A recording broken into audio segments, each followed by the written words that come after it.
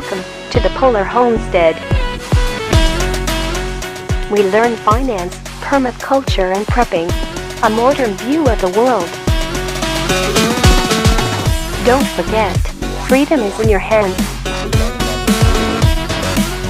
Stay safe and vigilant, friends. And now your host, Ralph KK. Launch in 3, 2, 1. Let's go. On today's episode, the rise and fall of Terra Luna, the cryptocurrency.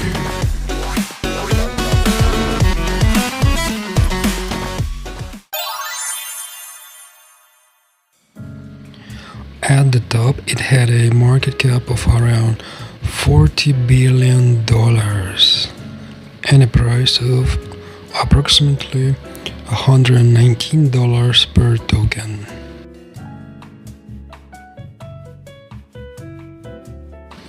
The founder and creator of Terra Luna, named Do Kwon, he probably has no idea what happened. So the coin went from $119 to $10, then to $10, then to $1, then to 1 cent, and then to decimals of a cent, so literally to zero. A lot of people presume that this was an attack on cryptocurrency, and they might actually be onto something. But nobody really knows what happened, except that the price collapsed.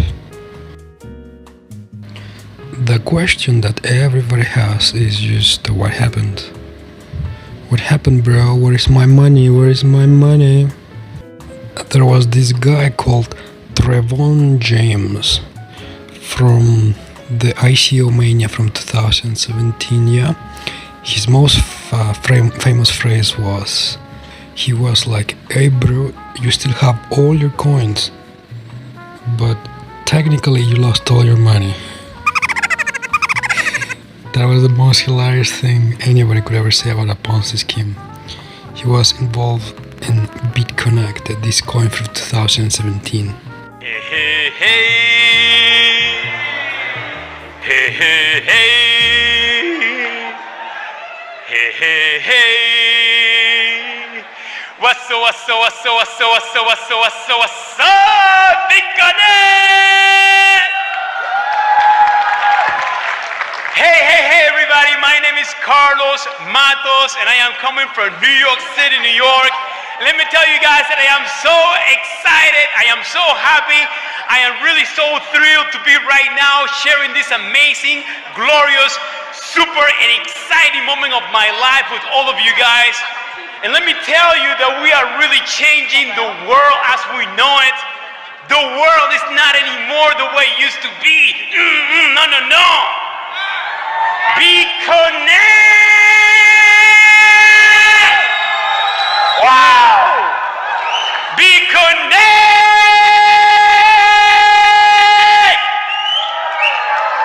We are coming, and we are coming in waves. We are starting, and we are going to actually go all over the world.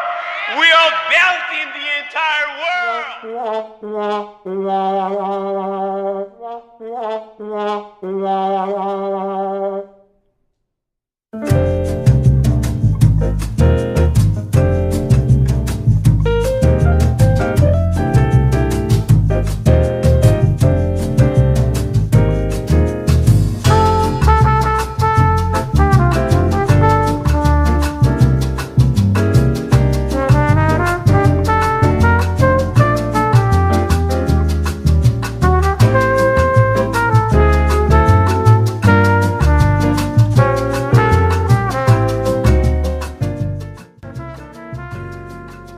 Yeah bros, BitConnect, those were the days. 2017 ICO Mania. Who remembers the pump and dumps in Cryptopia and Poloniex? 2017, 2016, and before.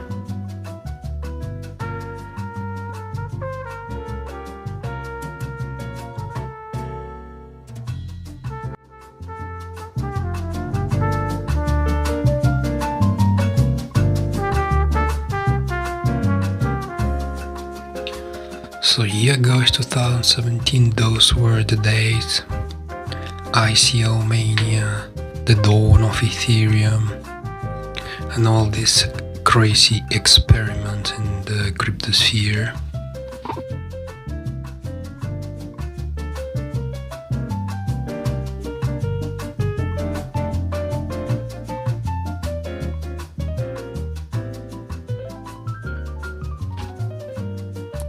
It is just crazy how many people think that the cryptocurrency market is a scam or a Ponzi scheme. I mean, imagine that the cryptocurrency market is something like the Wild West. So you could say there are no rules, but there are some rules.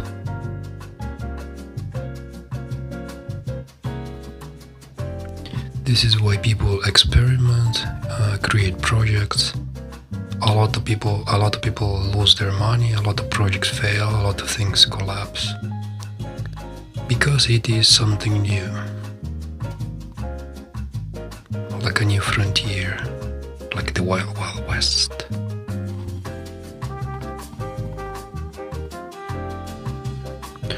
So back to Bitcoin, and yeah, there was definitely a Ponzi scheme. It worked like a pyramid. People at the bottom gave money to the people on top, and to keep the Ponzi going, the people at the bottom had to find more people to put more people at the bottom to keep things going. And the moment that there was no people to put at the bottom, then the Ponzi would collapse. That was BitConnect.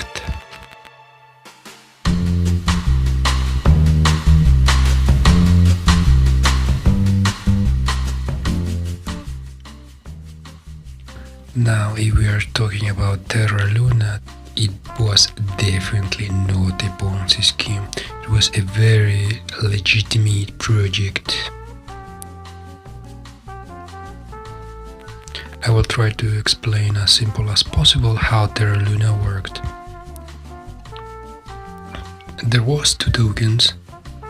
There was Terra USD, let's call it Terra Dollar, and there was Terra Luna, so two tokens, USD and Luna. So how the system worked? USD or Terra Dollar, it was pegged to the dollar, so 1 USD was worth 1 US dollar.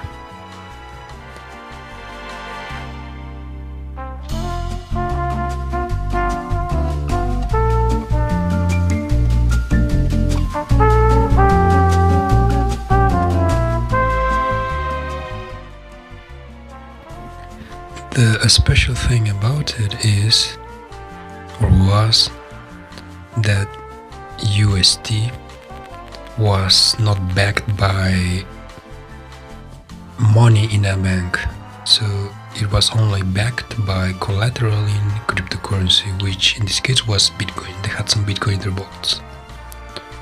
Okay, so Terra Dollar in theory was always supposed to be worth $1, 1 US dollar.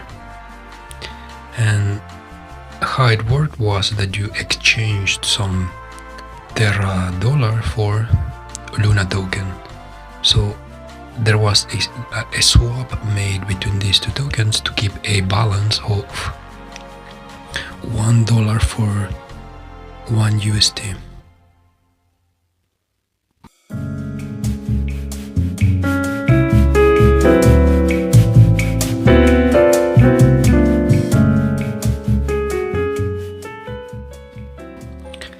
The supply of Terra Luna it was always elastic. This means that the supply could be increased or reduced anytime. In this way, the Terra dollar, the exchange was able to be kept at always $1.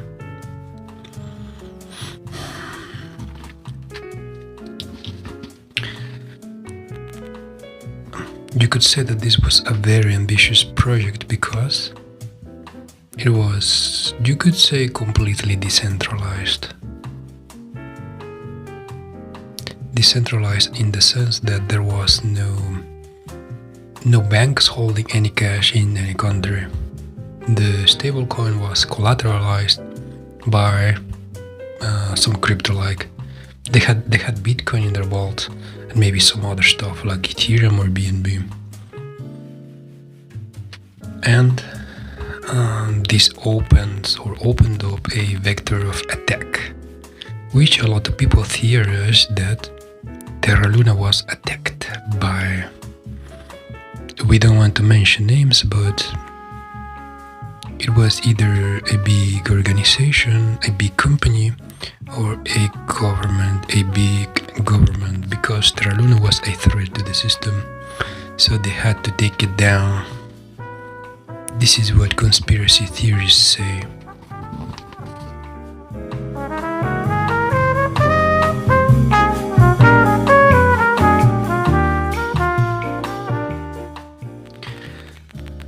So the peg was lost 1 week ago.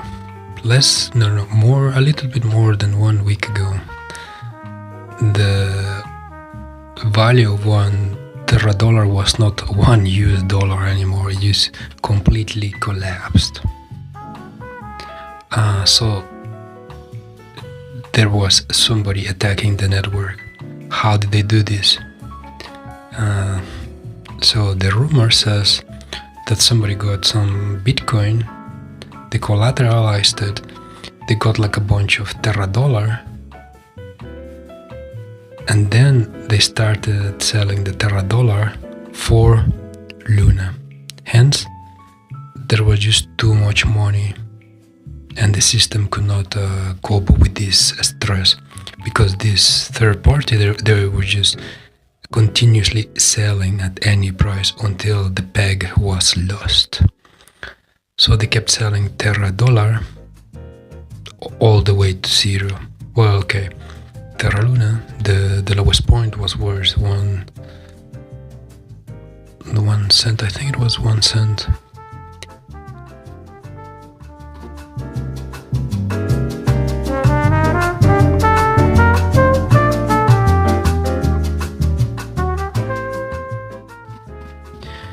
Anyhow, check this out. In 1 week, the whole cryptocurrency market, it lost $1.5 trillion, something like this. It was a ridiculous amount of money. And after the collapse of this algorithmic stablecoin, guess what happened? A bunch of people in the government, they started to call for regulation, for more regulation, to put more rules, more laws, which is ultimately what they want from the beginning. So this is the conspiracy. What happened to Terra Luna was attack on the cryptocurrency market for the government to be able to open a door for more regulation and laws, like very strict laws, very strict regulation. We don't know yet the consequences or what it is going to happen, but you can bet that down the road, in 6 months, maybe 1 year, new draconian laws will be passed, which probably would limit the ability for people or companies to create stable coins. So they basically want to keep on their own banking system running the way that it is, and for crypto not to be any kind of threat to them.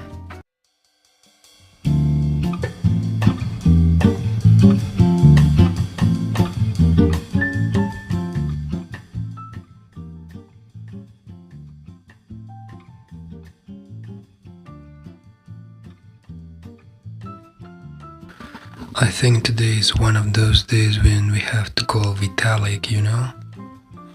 You know this guy called Vitalik Buterin? He's our one and only savior. He's the god of Ethereum. Maybe we should give him a call so he comes fix this Terra money stuff, you know? Now, talking seriously, the people at Terra, the leadership, they have made several proposals for people to vote, and they're trying to fix this big mess somehow. So like today the price of Terra, it is like, what was it? Was like 0.00001 cents per Terra, something like this. It's ridiculous. Anyways, the proposal, it says they want to fork the chain. They want to issue a new token,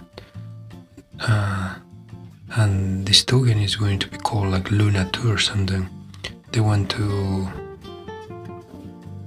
issue 1 billion tokens, because currently, you wouldn't believe it, but there is 6.5 trillion tokens in circulation. That is just ridiculous. Anyways, they want the new token. They want to issue 1 billion tokens. They want to take a snapshot of all the wallets the day before the attack happened. So before the price crashed, they want to take a snapshot to issue new tokens and to distribute it among people. It is the numbers. It is something like 40% to Terra dollar holders, 40% to Luna token holders, then 10% to the treasury, and then this is the key part: 10% to anybody who is holding Luna right now. So if you, for any chance, were buying Luna today or these days, and you got like a gazillion tokens for $10, I'm afraid to tell you that you will not get rich this way.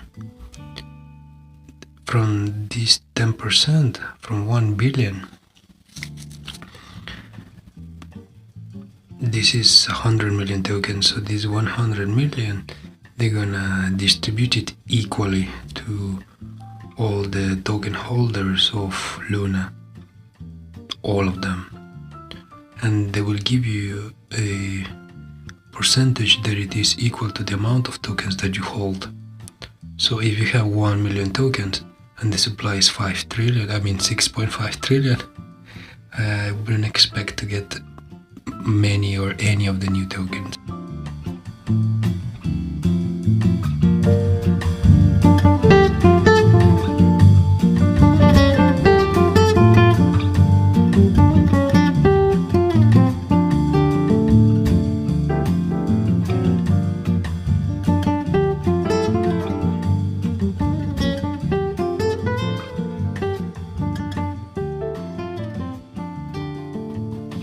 So that's all for now about the Terra Luna saga. I personally don't think that this project is going to recover. I think somehow it will just be forgotten somehow. I'm not very optimistic about the recovery. So be careful out there when you buy cryptocurrency. It's the wild, wild west. It is the jungle, and the lion will come and eat you alive. Now some background music.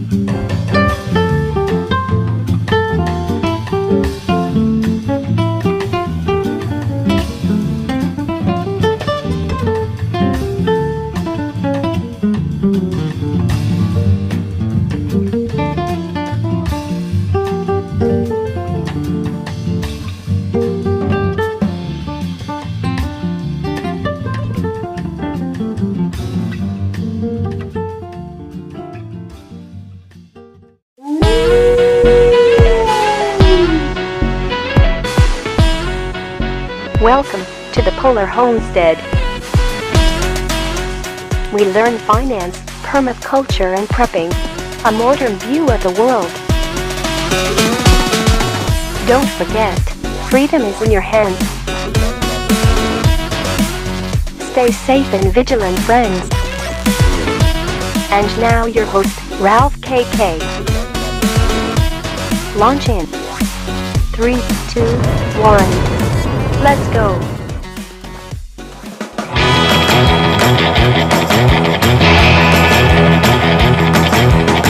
Welcome to the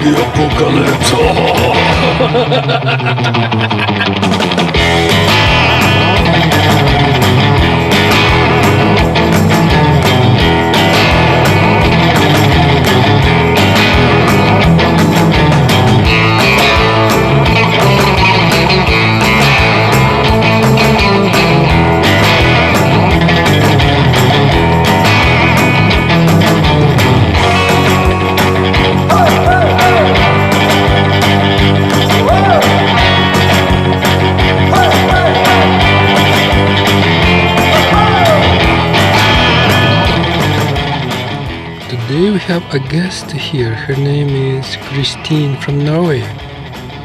Hello, how are you? Hi.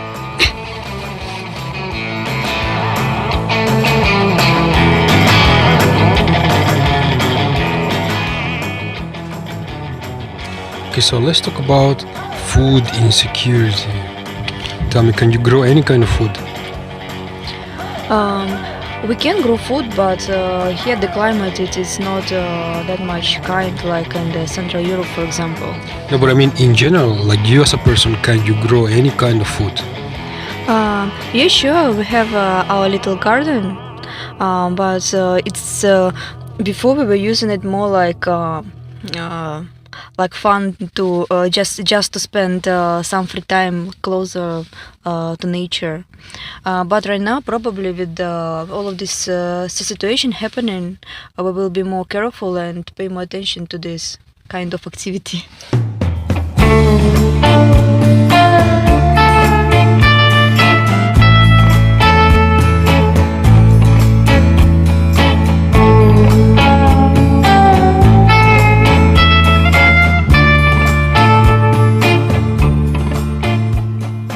So what can you grow?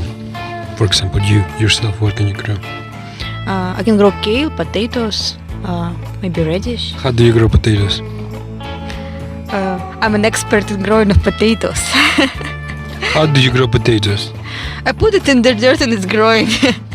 Like I'm not a genius in growing of potatoes. I suppose you have to ask. No, but tell me the methods. How do you grow potatoes?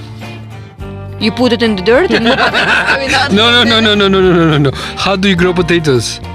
Imagine that you meet somebody on the street who has never grown any kind of potatoes. How do you grow potatoes? Like, explain to me, how do you grow potatoes? You get with the seeds, or you get like a potato with the growth, and then you cut it and you put it in the dirt, and from this little growth, the new potatoes they're coming out. Okay, so if I put some potatoes in the dirt today, in how long do I expect to get some future potatoes to eat? In a couple of months, in like 3 months. What? The end of summer? And when are you supposed to put the potatoes in the ground?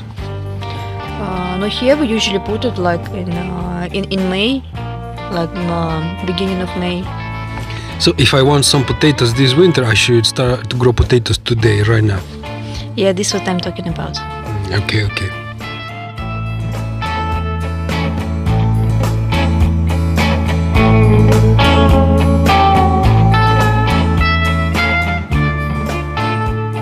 Tell me, what is your opinion about food insecurity in the world? What should the government be doing about food insecurity?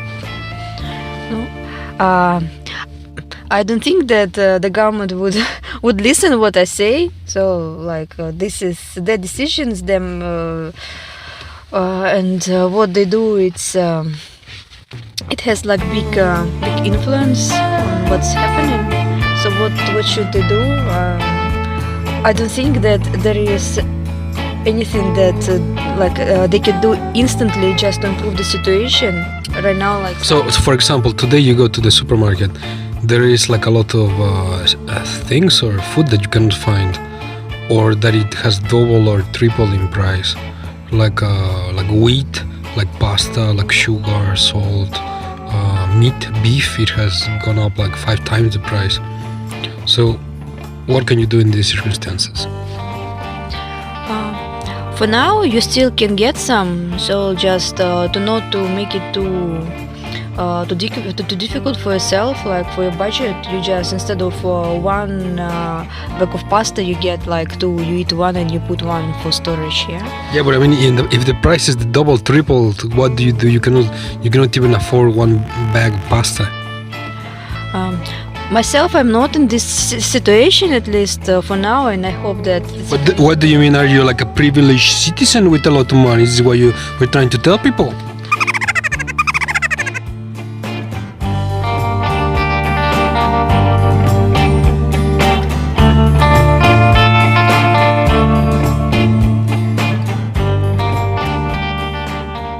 I'm just trying to say that for now I can get myself one bag of pasta at least. But the prices they're going up. This is the fact. So just work more, get more jobs, get more money. So this is your solution for people to get 2-3 jobs and to work more. Yeah, this is to get more money. This is what you're telling people to do. Yeah. Do you have any other solution from where to get money? How about you tell the government to control inflation, to reduce inflation, and to make food available for everybody? I don't think that the government would ever do such thing. So like we have to be realistic about this. Like this is some measures that we have to take just to survive for a current moment.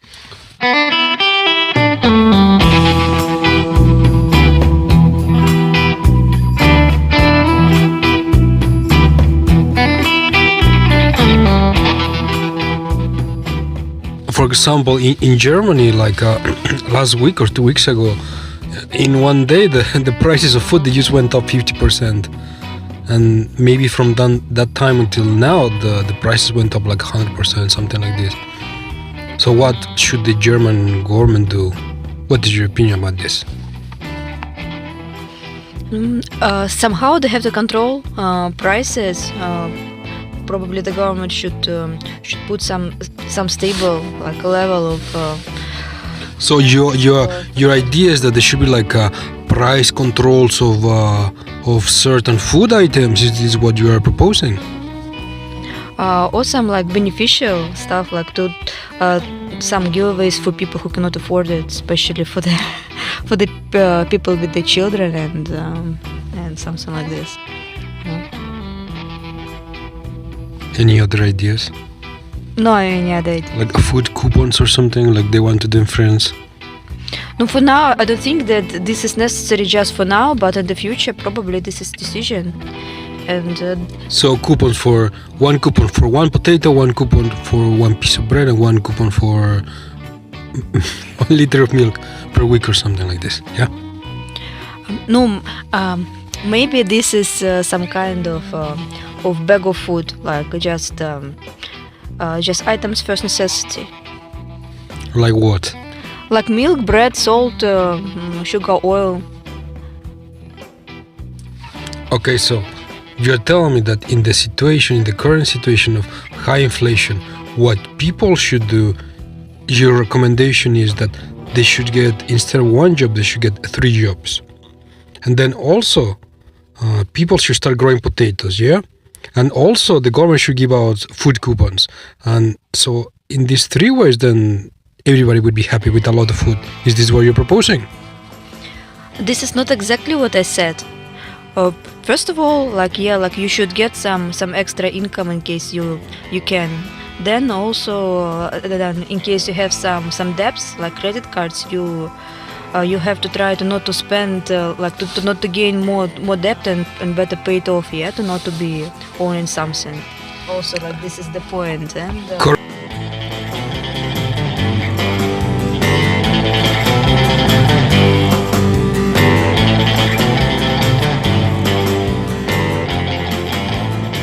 estimates say that there is the highest amount of credit debt in history ever. There has never been any more debt than right now. So that means that people have used their limits of credit for their credit cards, and that they don't have anything else. So they have no credit anymore. This is the point, that this is the difference between when you have cash and when you have a credit card. When you just spend money, you don't really notice this when you don't take the real money from your pockets. So I suppose this is some kind of mentality, like some kind of program in the human's brain about this. But yes, one day, it will have consequences for people who just gain in debt and not paying anything back. One day, this is like in 1 month or 2 months, because the debt is at the limit, and then people, they don't have any extra income. So what do you think is going to happen like in 2 months? Quite possible that people, they will start losing their properties. Also, they will have to sell valuable stuff to try to pay off their debts. So you're talking about a scenario like apocalypse? Is this what you're talking about? Depends what you call apocalypse. Apocalypse, I mean like a zombie apocalypse with zombies on the streets, and you go out and you punch the zombies, and then you go to the grocery shop and you get like some sugar, and then you go back to your base, and there's like zombies everywhere. That's what I mean.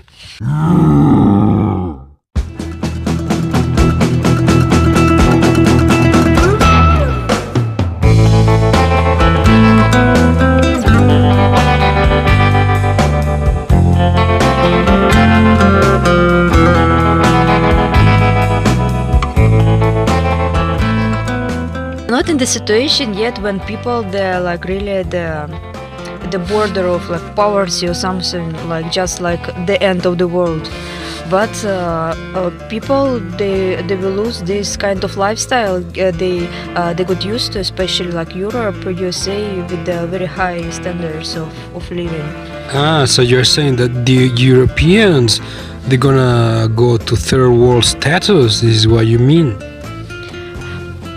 I cannot predict such a thing, but they will have to adapt there's going to be a lack of food, lack of luxury stuff, and they will have to be rationing. Right now they just cannot get whatever they want. I saw on the internet that some people in some countries, they already cannot afford to buy the usual food that they used to before, like even 6 months ago. So like they already have to switch from one kind of food to another. Like one guy in Finland, for example, he used to eat rice every day, and then he had to switch to pasta, like to cheap pasta. And now with the prices, he cannot even buy cheap pasta anymore. So what people are going to do? Can you tell me? Grow your own food if you can. Potatoes? You mean potatoes? You and your potatoes, like different kind of food, like kale. It's growing here in the. You need high caloric food. This means potatoes. Potatoes and vitamins, because without vitamins you're gonna lose your teeth. And here in the this country is quite cold, so we know how can the lack of nutrients and vitamins affect your. Like calcium? You mean calcium? And calcium and vitamins. Okay, from where did you get calcium? From milk. No milk. There are no cows. It's apocalypse. From where do you get your calcium? We are not in this scenario yet. We were already talking about this. We are almost there. There are still cows. There are still there is still like milk and stuff from where you can get the. Okay. Besides milk, where do you get calcium? I have no idea. Beans. Kale. Lentils. And that's all.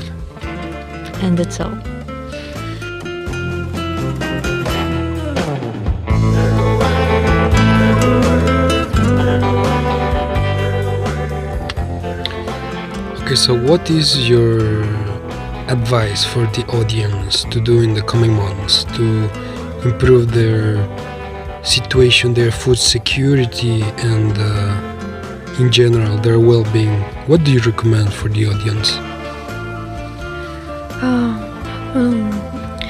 First of all, you have to concentrate not only on the bad things what's happening, but to still find some joy in life, because just like this, it's very easy just to get crazy with all this situation that the prices is going high and the political situation is like very concerning. So this is first.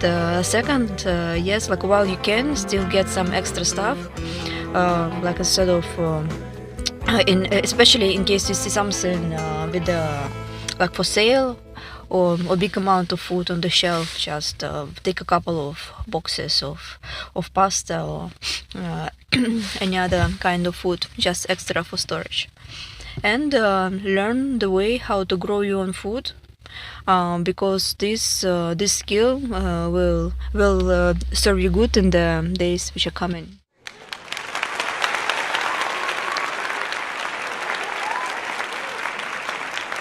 Okay. Say goodbye to the audience. Goodbye, people. Okay, bye-bye. God bless you.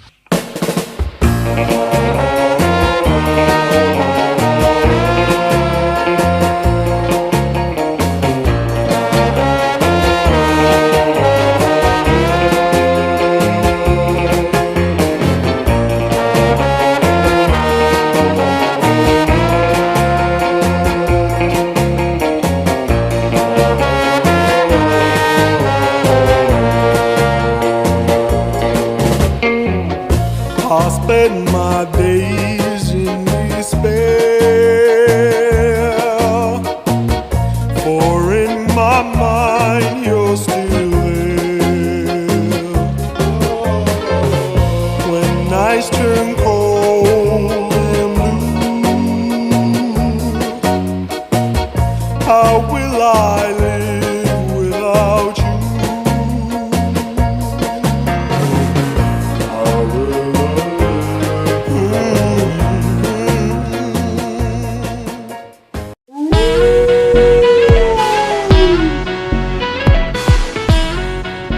Welcome to the Polar Homestead. We learn finance, permaculture and prepping, a modern view of the world. Don't forget, freedom is in your hands. Stay safe and vigilant, friends. And now your host, Ralph KK.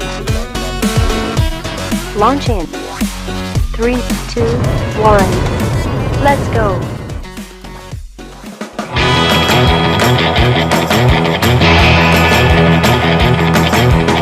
Welcome to the apocalypse.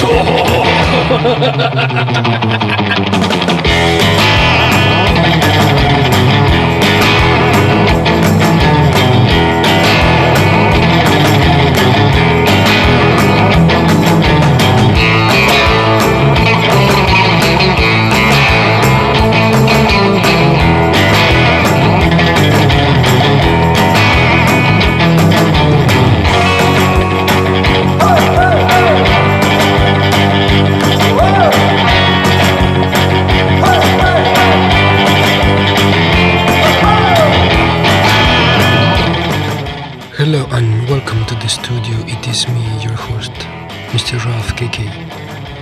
And again we have this guest named Christine from Norway. Hello Christine. Hi there. How are you? What's new with your life? I still have it. It's continuous. The same problems. So what do you want to talk to me? Do you manage to grow any potatoes yet? It's been like several days since our previous conversation. So It's been exactly 2 days. Have you got any potatoes in 2 days?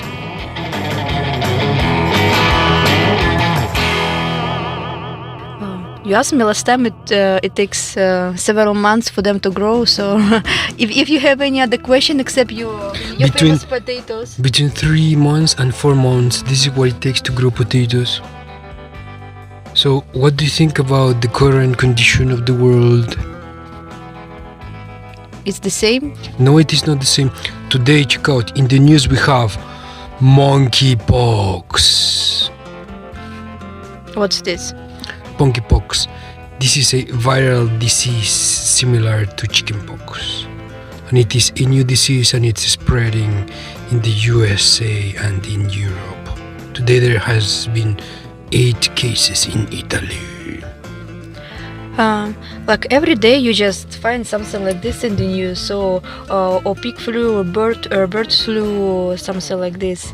And after COVID-19, I suppose it's already not such a great news to hear anything about disease. Like everybody like kind of got used to such kind of news. So this is just another disease. But the name says what it is. Monkeypox. It means that it is a disease that comes from monkeys. This doesn't scare you, this kind of name? No, this the same if you would be scared of pigs or birds. Like a pig flu. Are you scared of pig flu? Of course I'm scared of any kind of disease. You can die from any kind of disease. Actually, you can die from anything. You can just fall in the puddle and die there, so you can be scared of anything. Yeah, like the name, it makes you think what it is, but. So you mean that we should be brave in the face of apocalypse? Yeah, sure, we have to be brave.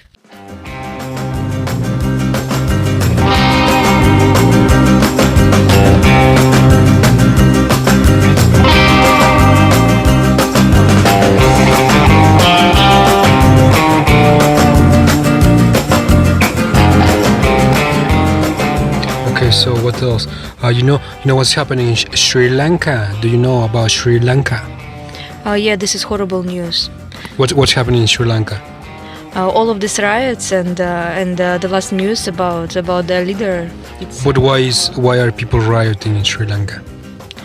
The reason is the same: high prices for oil and not enough resources. And this, I think that this what is coming, like earlier or later, probably everywhere in a different level of intense. Like depends which country it is. So like this, what we will face soon, probably in many countries, especially the third world countries. So you mean that the zombie apocalypse is coming?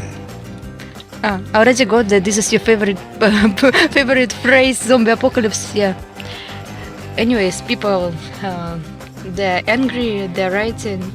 And they are hungry.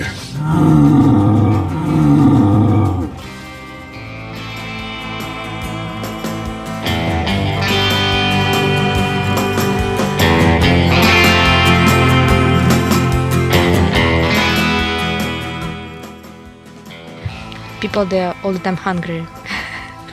So today, officially, Sri Lanka, they had the last day of fuel, of gasoline. After today, they have no gasoline for no cars, no nothing. And according to them, to their government, they only have $1 million of cash for the whole country of Sri Lanka. What do you think about this? Of course, this is horrible. And how do you think that they could fix it in a short term? Just it's not fixable instantly. Like in case you have such a situation, people will continue writing. So what exactly do you want? Are you asking? No, according to the government, they asked for a loan to the International Monetary Fund. So they asked for like a aid package. So they are waiting for some kind of money from them, but there has not been any kind of response. So they have no gasoline, they have no food. There is people rioting on the streets, like even people, like common citizens, they are taking justice to their own hands. So they go to the houses of politicians and they start like burning the houses of politicians, or finding the politicians and beating them up with sticks. Or they go outside of parliament and they wait for the politicians to come out from parliament and they start like beating them up with sticks. You know, this is like paradox that it is like a very, very, very rare case when people they would be satisfied completely with the government, and but in situations like this, when it is some kind of extreme case, so like you can expect anything from people. But the point is that whatever government they would put there right now, instantly in such a situation, which already just there, and it is not fixable just immediately. So even with the new government, I don't think that this problem would be solved instantly and would be solved in general. It should be some kind of decision, not only for Sri Lanka, but in general, some kind of decision for the third world countries, which very soon they will not have the same resources and money. So it should be maybe some kind of program to help them in general. Do you consider Turkey a third world country?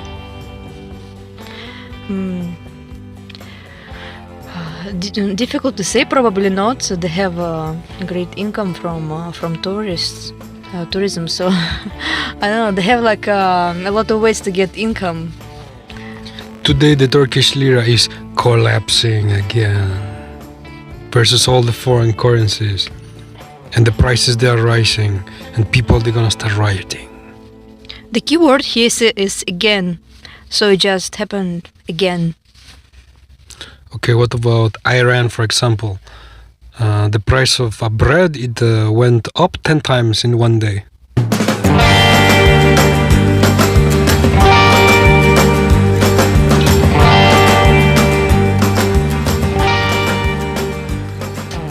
Different countries, different products, and inflation is growing everywhere. You cannot name no one country which wouldn't have like the prices to raise like they're raising just in every country.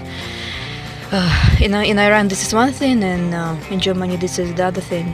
So is this a problem of the third world, or just any country can experience these kind of problems?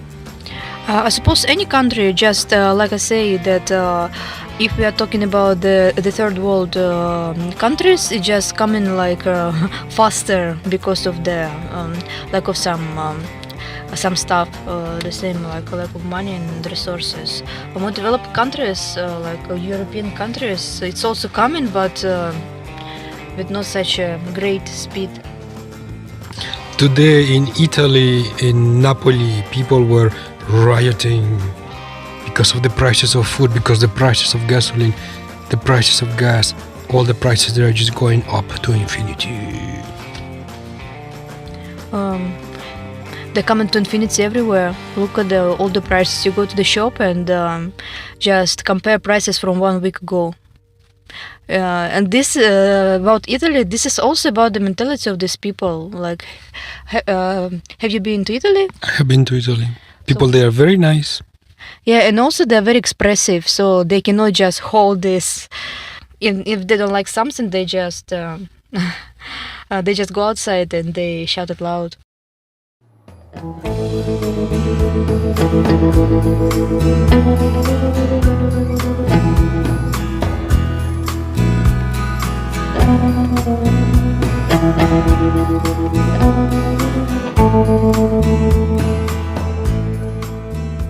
Today in the United Kingdom, the Prime Minister Boris Johnson, he said that he will try to deal with the bad economy.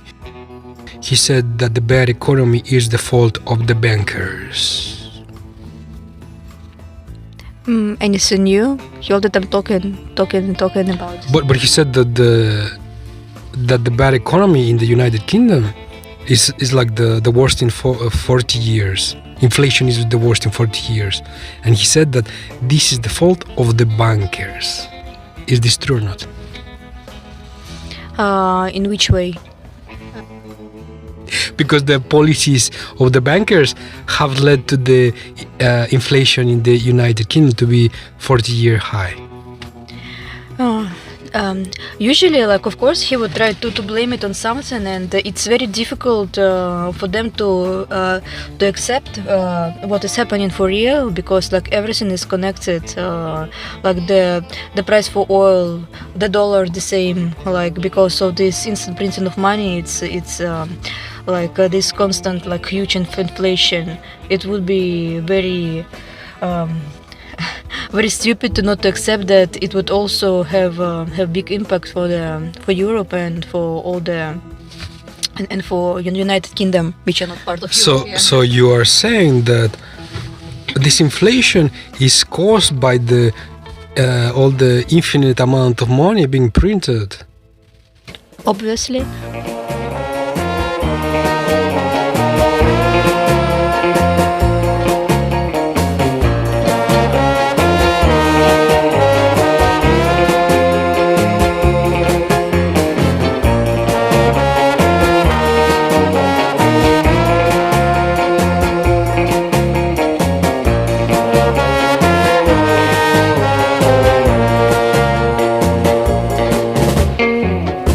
I spend my days in despair,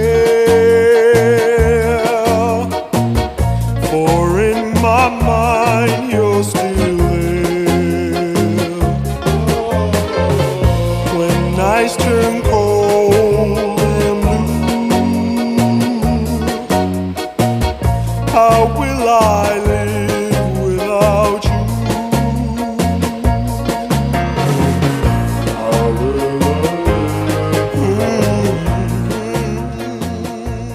you? You are like a common citizen and you understand that this is happening, yeah?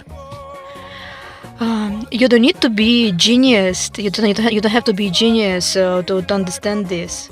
We have facts. You just look at this, and especially the last like 5 years, like this constant printing money, just which already like you just print and print and print, and they just don't worth anything anymore. Just the paper with no value. Especially it's not based on gold or nothing. Just printing for any needs, and so obviously it would have some effect in the future. And right now we are getting the result of this, and this is just the beginning. So if you have this kind of idea, it means that the truth is spreading among the common citizen to see what it is really happening with the economy. And you know what the bankers said? The bankers, they said, oh no, it is not our fault. The high inflation in the United Kingdom, it is the fault of the policies instituted by Boris Johnson. The point is that for some reason people, I wouldn't say they're blind, but they just don't want to accept the facts. And especially like people, not young people, they tend to watch just general television with all of this government people speaking, and they tend to believe them. And they don't want just to make their own research and compare the facts. Also between my friends, some of them, they just continue like believing in something what the government tells them. Don't make their own research. Okay, so people, they're starting to notice the truth, yeah? So how long do you think we have before people start panicking and start like trying to protect themselves against the future, like to go and buy like 50 kilograms of pasta or rice or something like this?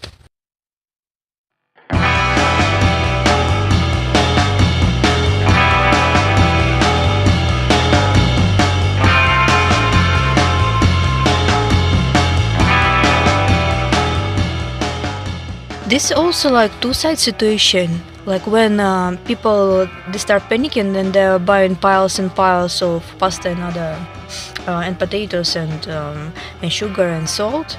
Other people, they just see it, and this is like a chain effect.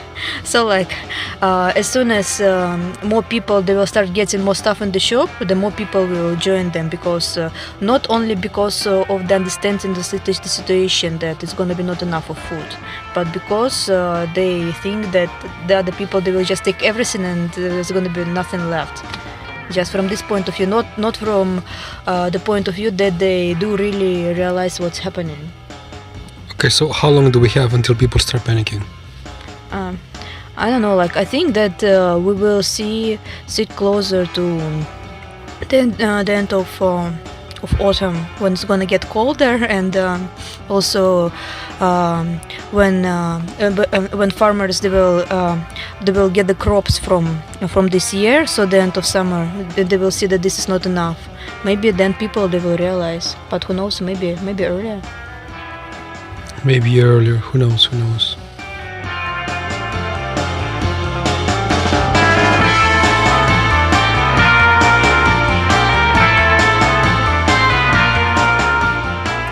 Okay, that is some very interesting opinion. Now tell me some closing comments. How should people prepare for the future, like this coming winter? Because this winter, it seems like it's going to be very difficult. Like the price for heating is going to be very high, the price for food is going to be very high. What should people do at this point?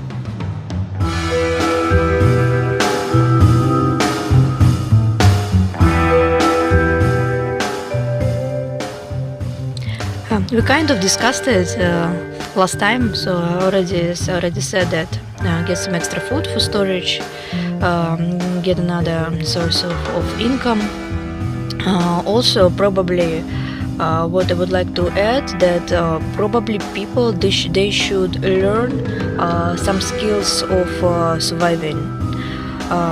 Survival, you mean like combat skills, hand-to-hand combat with a knife?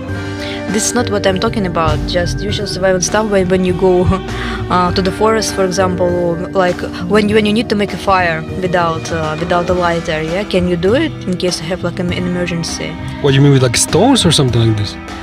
No, there are different tools, like you can also get it and have it in your bag for traveling. Also like the skills like just like hunting. No, probably hunting included. So like just easily to make a tent, to cook food on the fire, just to take out like insects from your skin. You are suggesting people to eat insects? I said in case the insects bite you, and sometimes they go under your skin to take them out. So like not all the people, they can do it themselves.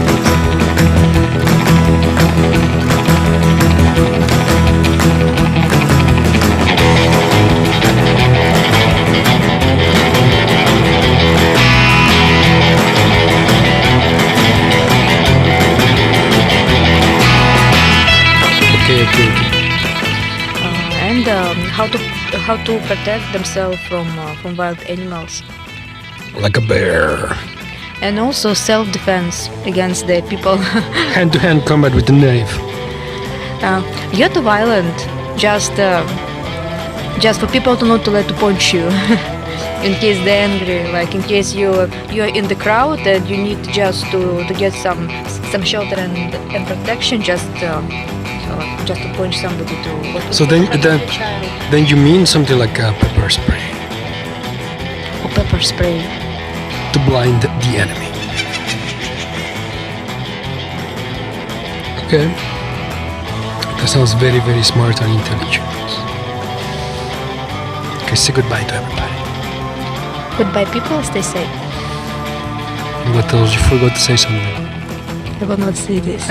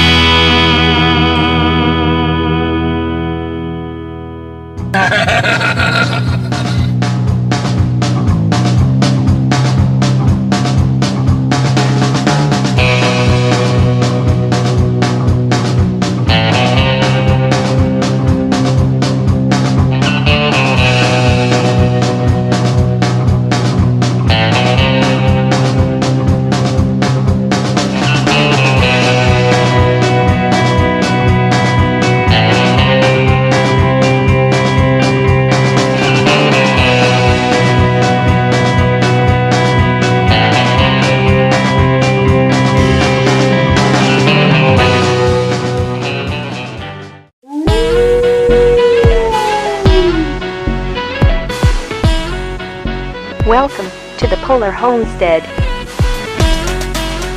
We learn finance, permaculture and prepping. A modern view of the world.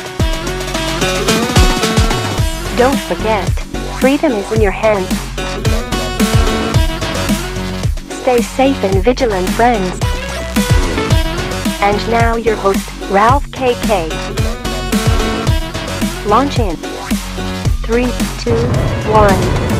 Let's go.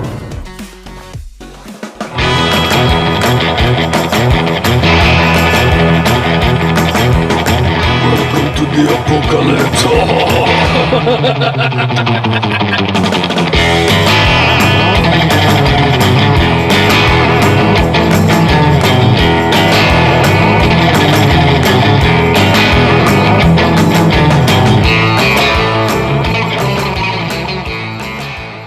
Hello and welcome, my fellow humans.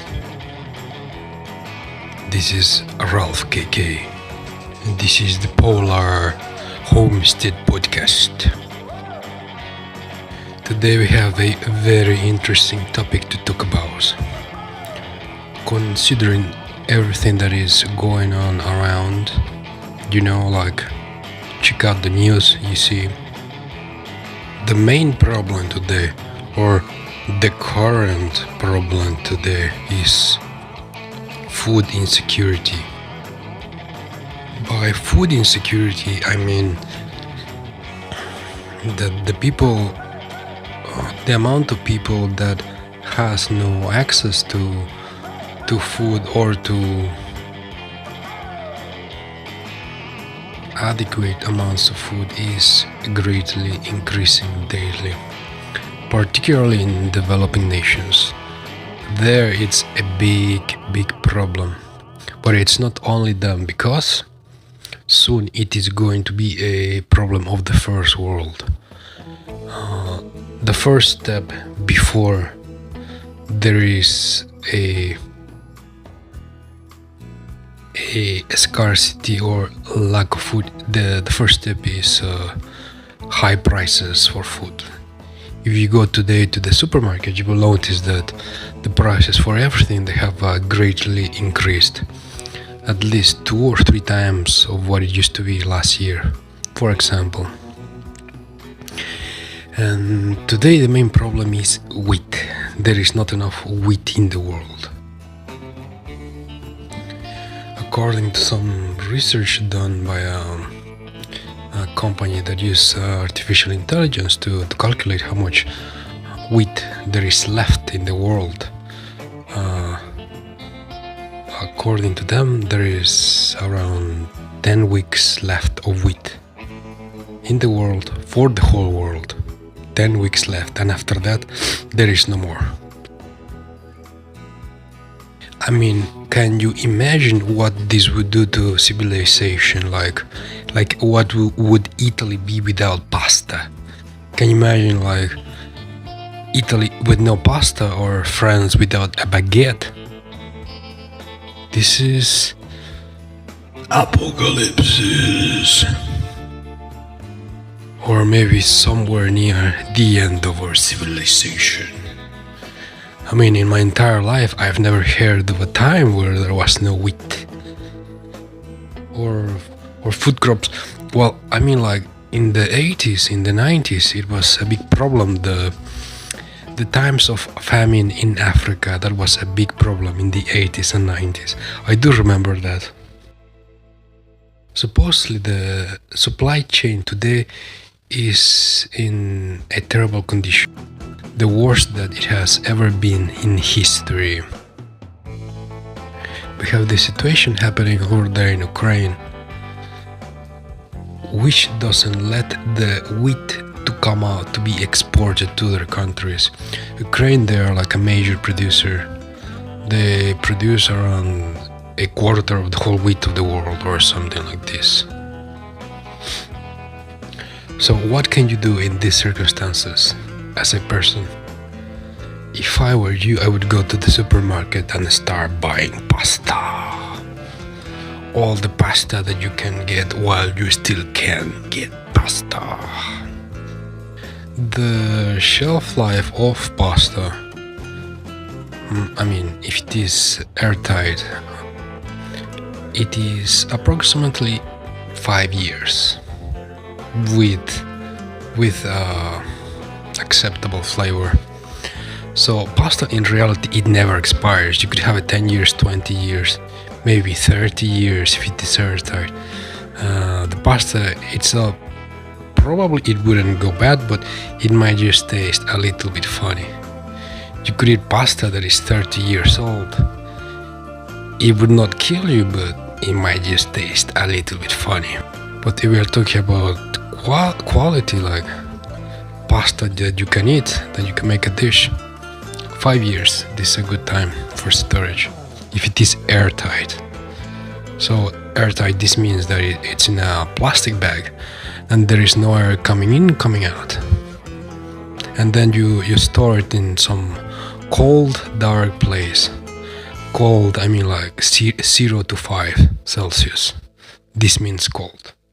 And like this, you can keep your pasta in a very good condition for 5 years.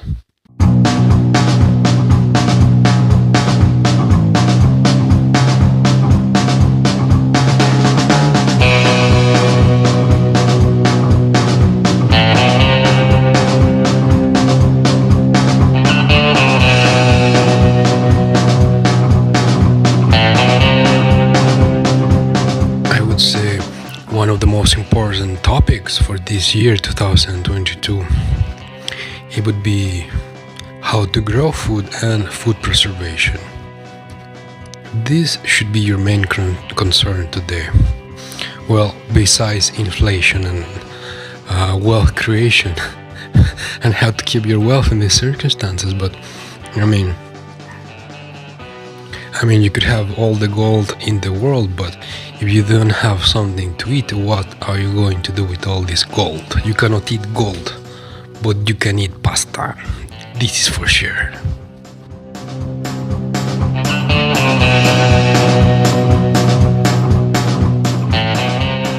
Most people today, the modern man, they have lost the ability to grow food. I mean, yourself, can you grow food besides potatoes? Because I mean, anybody can grow potatoes. You just grab a potato, you drop it in the dirt, you cover it with dirt, you drop some water on top, and 3-4 months later, you will have maybe some more potatoes. Potatoes are very easy to grow. But in general, can you grow food? Do you know how to grow food? If you've ever tried to grow anything, or if this is going to be your first time, you will soon find out that growing food is one of the most difficult things to do. And it is not easy. Food production, it is something very difficult to do.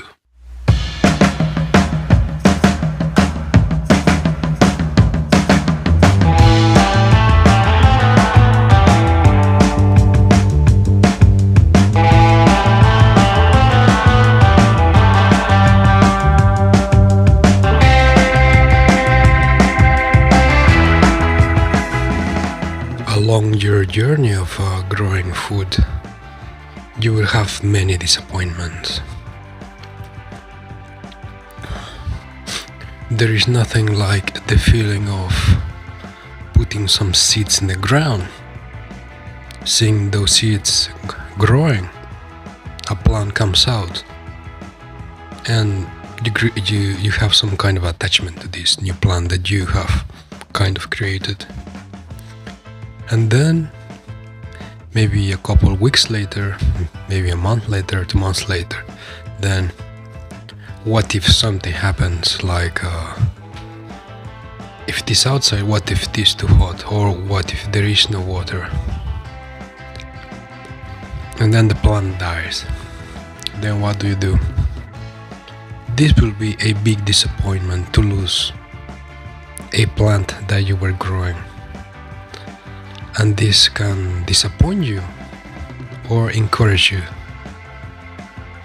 But in general, when you are growing something and it dies, you usually take this like a hit. It does bother you. So imagine you're growing like a whole field of wheat. There is no rain and it is hot outside, and your whole crop dies. How would you feel about that? This is just one of the hurdles of growing food.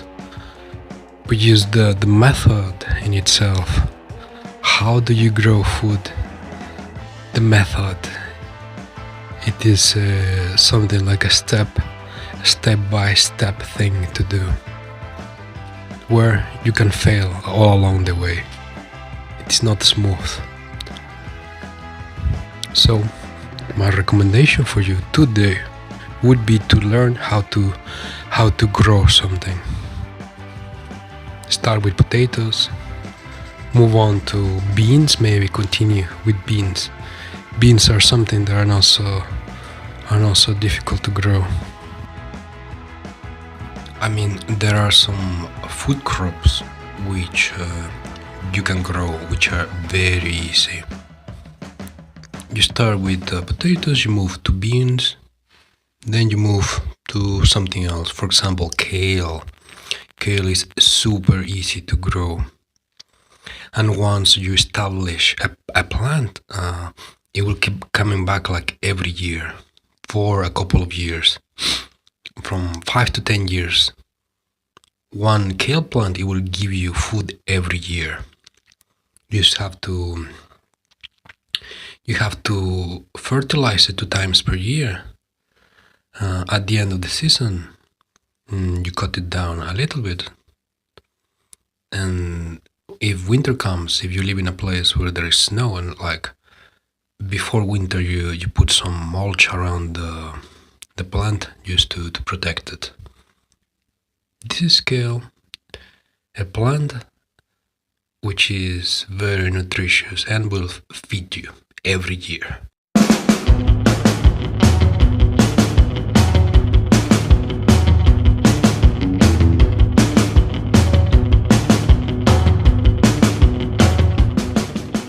How about some berries? Do you like berries?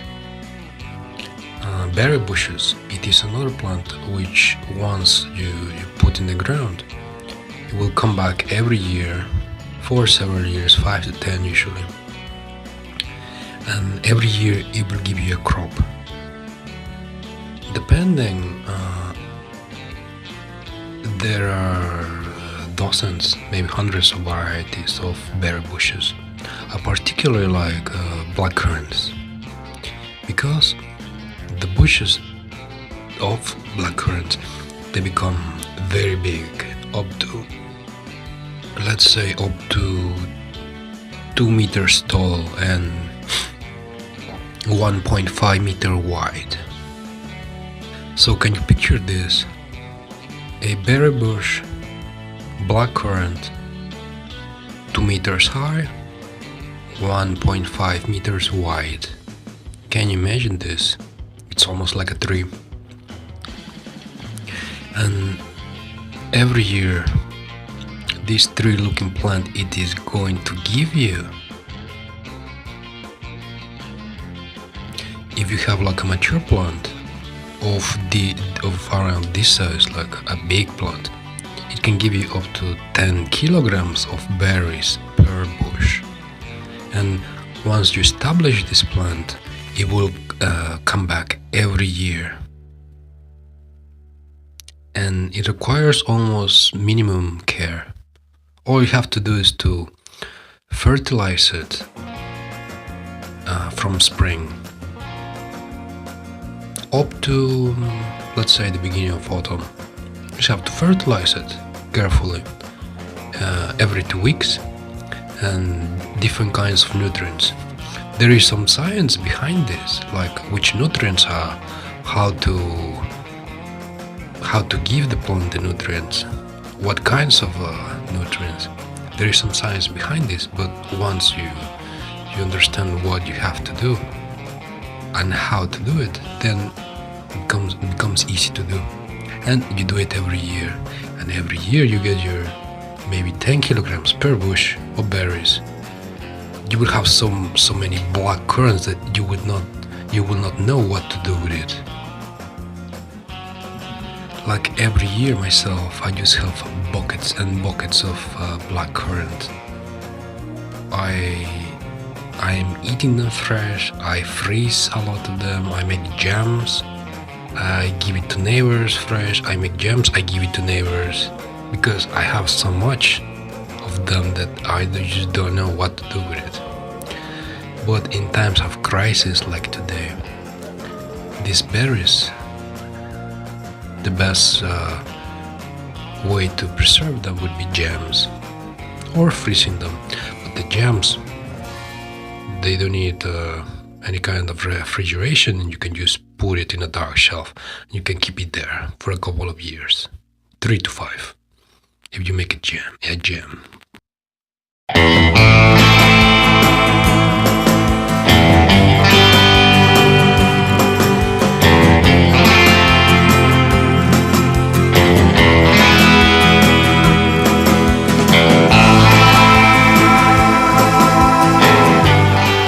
Be sure to check out my links, my social media. I'm always posting tutorials about how to grow plants, how to make food.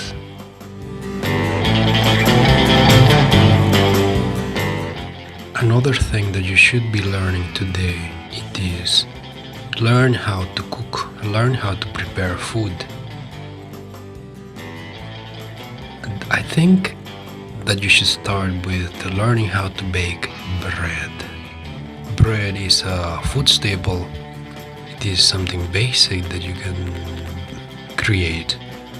It will feed you. And just let me tell you this, that not many people talk about, or even chefs or bakers, they don't talk about it. But check this out. Baking, it is like science or like mathematics. Baking, it requires an exact amount of ingredients mixed together in a certain way, so kind of chemistry. So this is some kind of science, baking.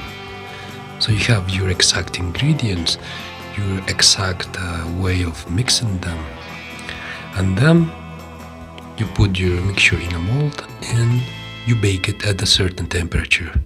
And let me tell you this, if you follow the instructions exactly as they say exactly, you will get a very exact result.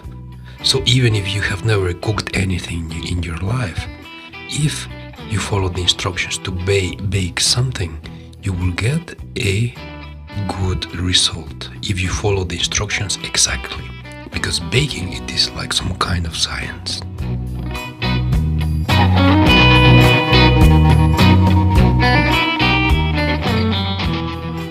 Be sure to check out my YouTube, Polar Homestead. Because I do post videos on how to bake bread. They are very easy to follow, and I mean anybody can do it, and they are usually around 10 minutes. So be sure to check out my YouTube if you want to know how to bake bread.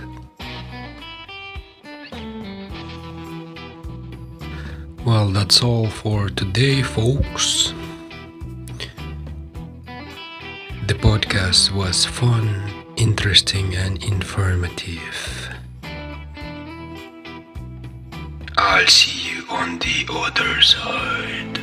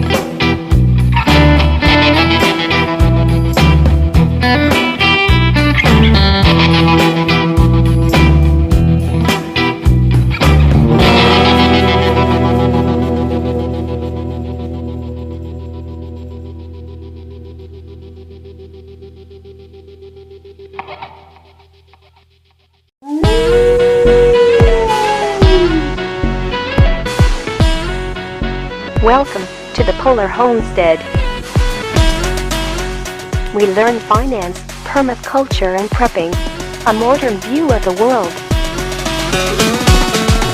Don't forget, freedom is in your hands. Stay safe and vigilant, friends. And now your host, Ralph KK. Launch in 3, 2, 1. Let's go.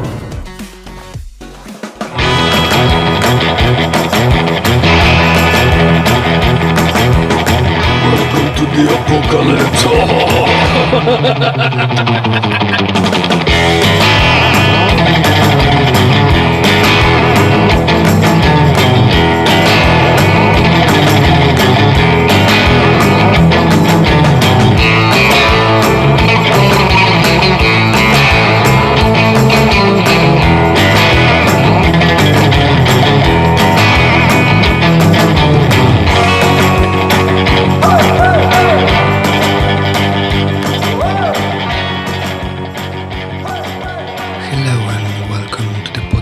My fellow humans, this is me, your host Ralph KK, and today we have a very interesting conversation about, can you guess about what? Today it's a very relaxed and chill topic. Today we will talk about how to grow berries, the magical trick and a special kind of science to grow the best and biggest, juiciest berries in the whole world.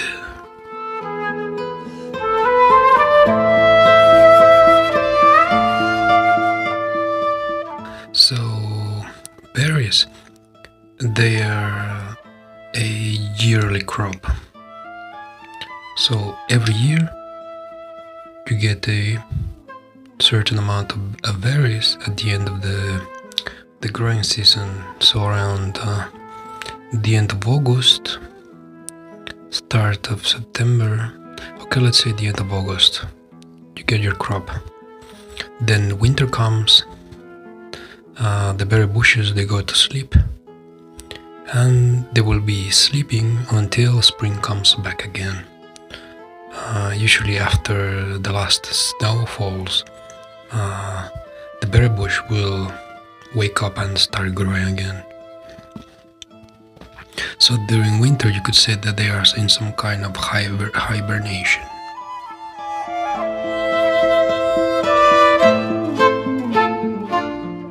Most berry bushes, they are native to the northern hemisphere of the planet, so they need a cold season kind of to reset their clock and to continue their cycle. So that means they wake up, they grow, they give fruits, then they go to sleep when winter comes, and they need this sleeping season as a way to reset their clock.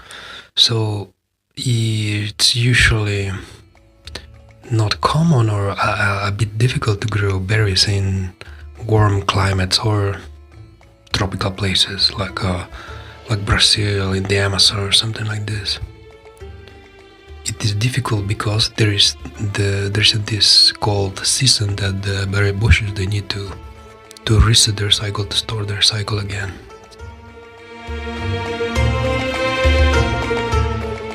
Also because berry bushes, they have this cold sleeping season, you could say that they are a hardy bush, a hardy tree. The bark itself, it is hard like wood, so made for cold weather. And because of this, they are kind of easy to grow. They are not so difficult because the bushes themselves, they are considered a hardy plant. So in general, to grow plants, they have 3 basic kinds of nutrients.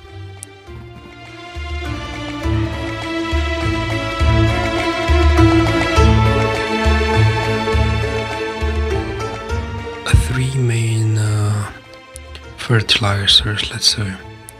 There is nitrogen, phosphorus and potassium. In general, plants need nitrogen to grow new foliage. So usually you apply nitrogen in spring at the early stages of everything. So the plants, they grow a lot of leaves at the very beginning in spring of the cycle. You put nitrogen, a lot of leaves will come out.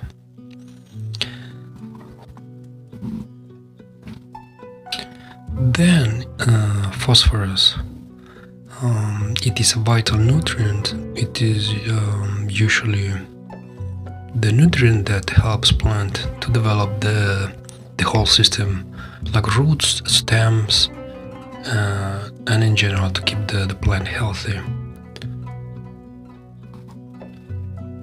So you could say phosphorus, this is like a well-being nutrient for the plant. And then potassium or potash. The gardeners, we call this for sure, we call it potash. So potassium, this is the main ingredient for fruit generation, like tomatoes, peppers, aubergines, plants in general that produce fruits like this. They need a huge amount of potassium. So in general, you could say these are the three basic rules of growing plants. Nitrogen for leaves, phosphorus for general well-being, and then potassium for fruit development. So if you use this rationality for berry bushes, or to apply it in growing berry bushes, you would feed the fertilizer in spring at the very beginning when they are waking up. You give them nitrogen. You usually apply nitrogen every 2 weeks, so you give them nitrogen until they start flowering. When they start flowering, you give them phosphorus, like a general well-being nutrient. And then after pollination has occurred and you see like the little berries starting to grow, then this is the time to start giving them potassium, the magical word potash. If you've ever grown tomatoes or peppers, you know that when you give them a lot of potassium, like in the right way, you would get like a really big, juicy tomatoes or nice big peppers. So potassium, it is a key ingredient to have like a fruitful crop.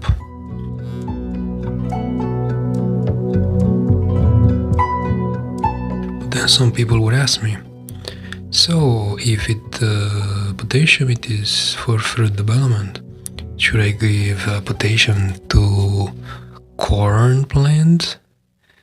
And the answer is no.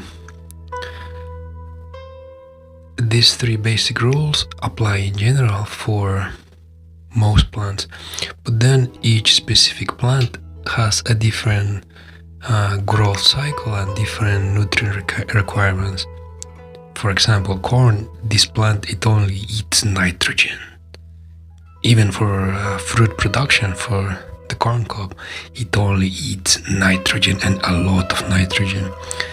When you grow corn in your garden, you would know, or you would notice that corn, this just leaches out completely the nitrogen from the soil.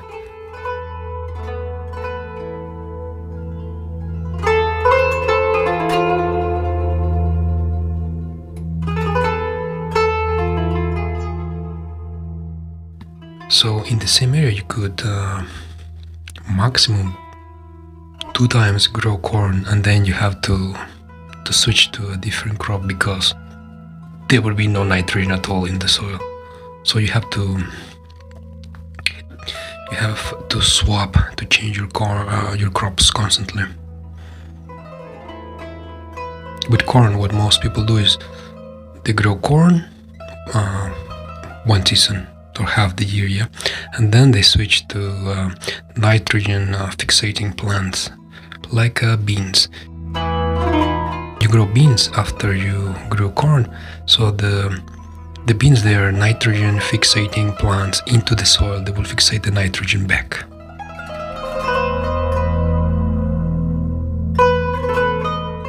So back to berry bushes. The best crops, in my own opinion, the best kinds of berries to grow would be blackcurrant, raspberries, blackberries, and blueberries. Also strawberries, but the strawberries, this is not a berry bush. Strawberries, this is more like some kind of weed that grows all around the floor in your garden.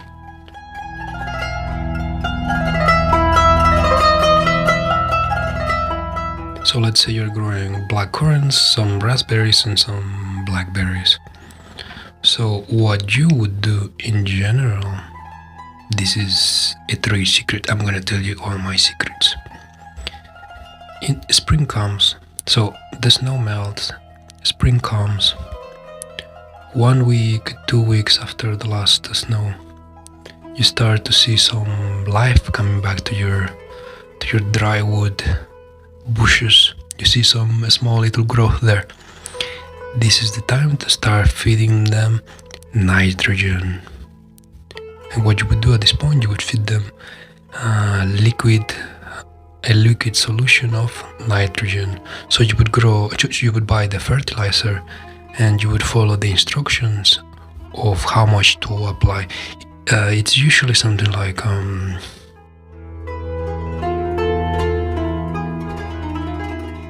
so it is usually something like two spoons of your liquid fertilizer. You dissolve it in 10 gallons of water, and then you water this half of your 10 gallons, so 5 gallons per bush of your dissolved fertilizer. But be careful to follow the instructions as written, because you can burn the roots of your berry bushes, so you have to be careful with liquid fertilizer. So at the beginning of the season in spring, you give your berry bushes liquid nitrogen. And the main idea is to feed your berry bushes around every 2 weeks. The growing season is usually something like 3 or 4 months, so there is not a lot of time to get your crop. So you did the first step. You fed your berry bushes your liquid nitrogen. 2 weeks later, you have to change to a different kind of fertilizer. You have to get a granulated fertilizer. Still, we're giving them nitrogen. So 2 weeks later, you get granulated nitrogen, and you have to spread it around the base of the plant. It again is, you have to follow the instructions, and it's usually like one big spoon of this granulate fertilizer, and you spread at the bottom of your plant. And these two, let's say these two feedings, they are very important, very key, because these nutrients will dictate how much foliage they're going to grow and how fast they start to grow. So these two feedings, they are key to start the cycle of your plant.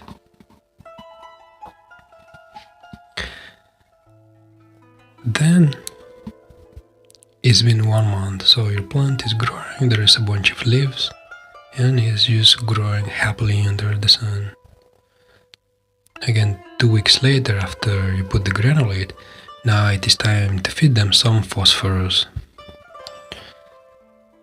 This middle cycle feeding, this can be more flexible. So you can use organic fertilizer.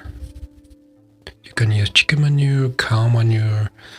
You can use chicken pellets, chicken manure pellets mixed with phosphorus. Again, you can find all kinds of fertilizer in the shop. But in general, you can give them some good chicken manure, cow manure, and the plants will be covered for some time. With organic fertilizer like cow manure, chicken manure, you cannot damage the plants if you put a lot.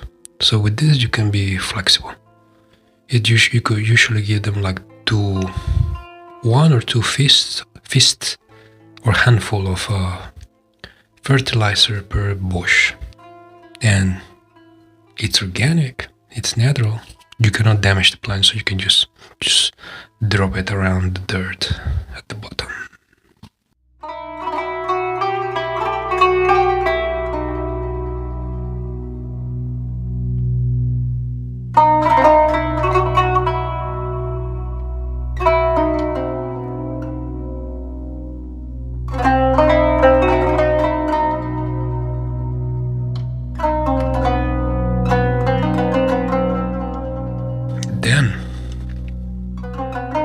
Then eventually your plants will start flowering.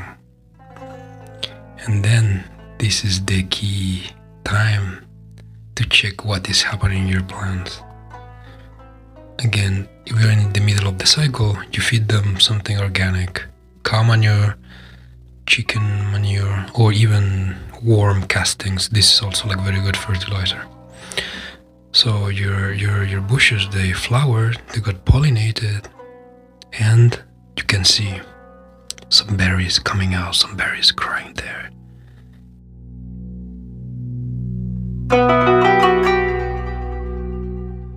From the time that they flowered, they got pollinated, after you see the first berries, it takes around, let's say, 1 month, between 1 month to 2 months to get your crop. And this will depend on the kind of weather you have where you live. So the berry will keep growing until the plant decides that it's time to go to sleep soon. So it could be growing 1 month, 2 months, and then the fruit will get ripened depending on what the plant decides. If it is warm, they could just keep growing until it starts to get cold again and the plant thinks that it's going to go to sleep.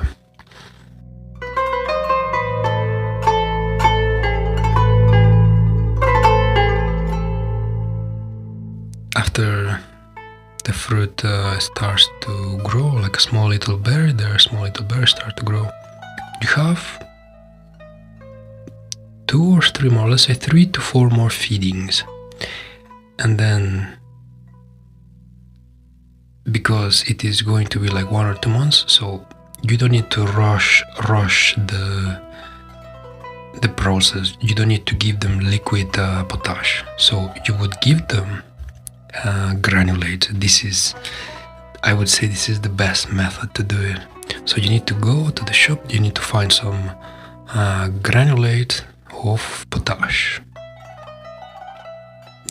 There is all kinds of stuff. They sell like some kind of you could say ashes of potash, or some kind of dust of potash. I've seen it, looks like kind of a gray stuff. But anyways, you give them granulate of potash again every 2 weeks, and again like one spoon per bush.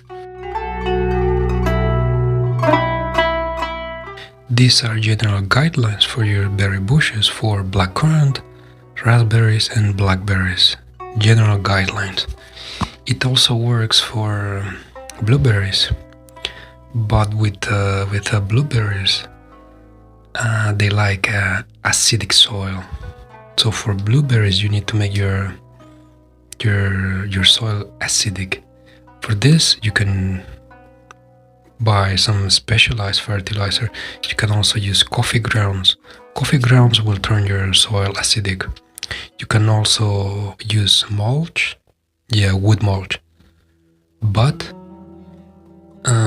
you bury the mulch into the dirt, and you cover the mulch with dirt, so it will start decomposing, and this will make the soil acidic. You can also use pine needles or pine wood, but you put it in the dirt, you cover it with dirt, it starts decomposing, it makes the soil acidic. And this is only for blueberries. Blueberries are the most acidic loving berry bushes ever in existence. So spring is finished, summer is finished, and if you follow the instructions, probably you will have some very big berries. And depending how big and old your bush is, it will depend how many kilograms of berries you get.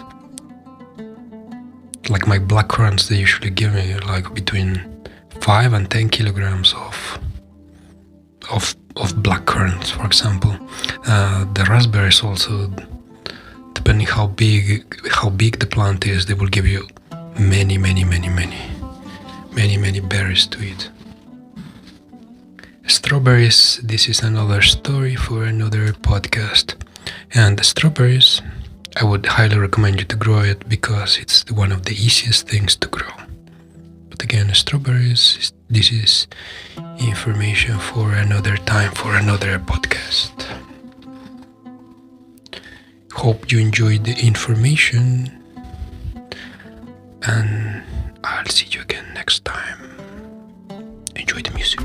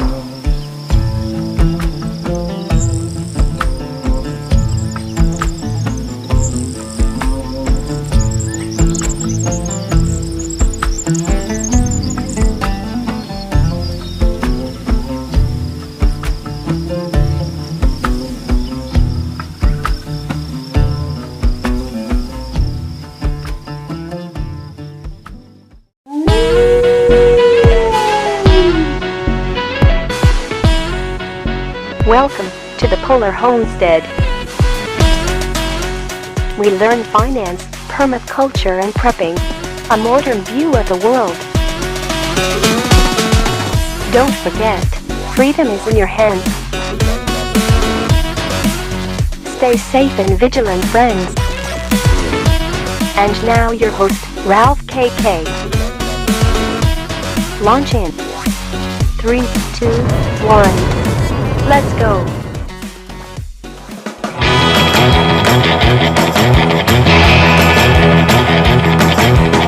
Welcome to the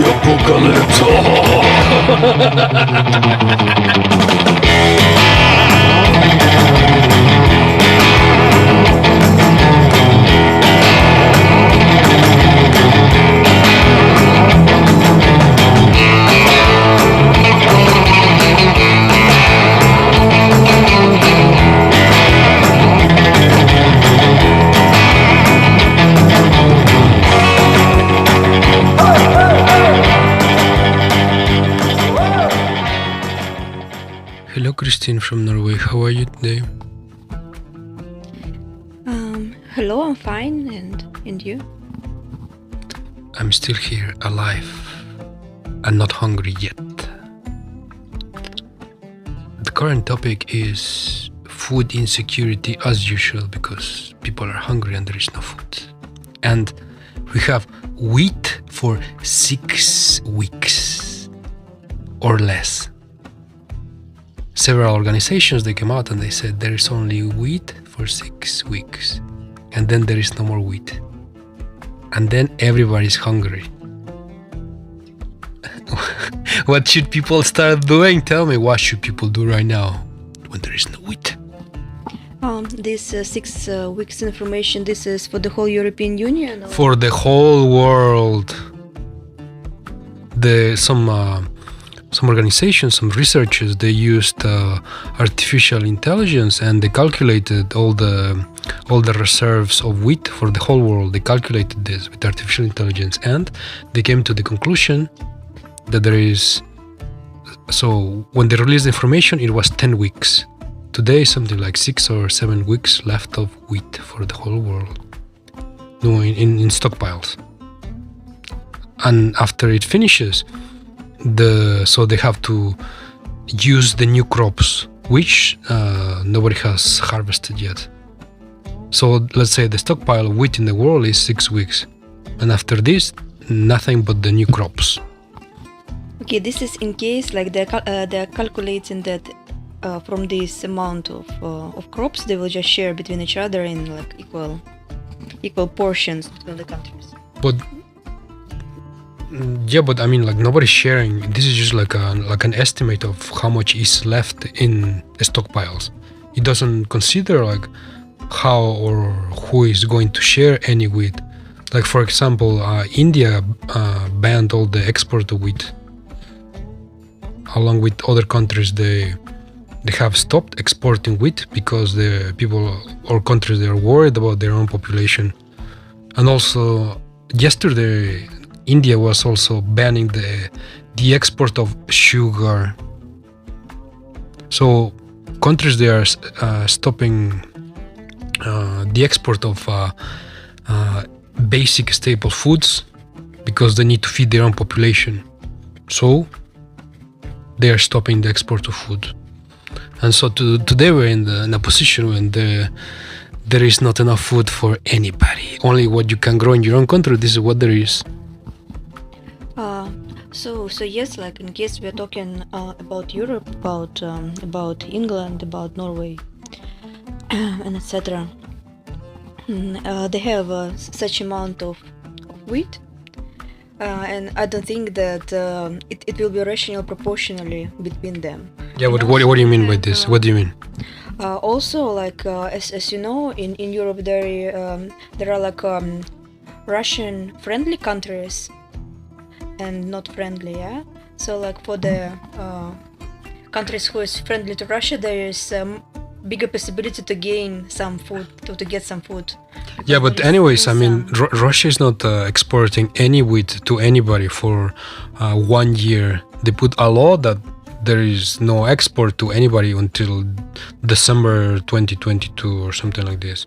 So like the next 8 months, no exports at all, with some exceptions for friendly countries. But so far they haven't exported anything to anybody so far.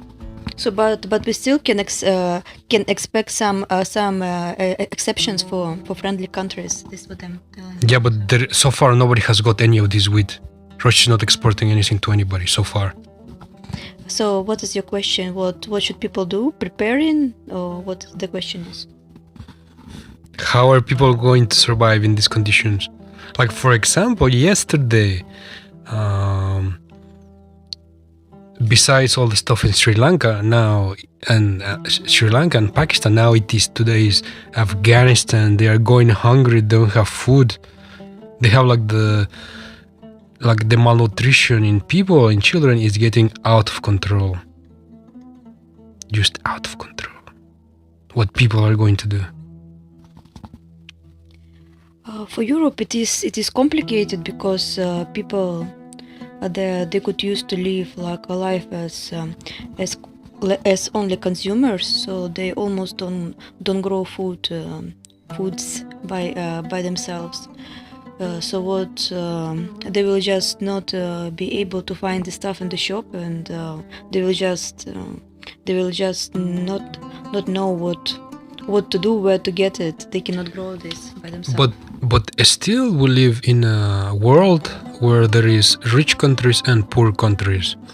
So the rich countries can buy food from the poor countries, even if they pay like a premium, or even if they pay 2 times, 3 times the price of the market value, for example. So in theory, rich countries like Europe, the USA, Canada, you will be able to find food, but it will be like very expensive. So in theory, people should still be able to eat in Europe.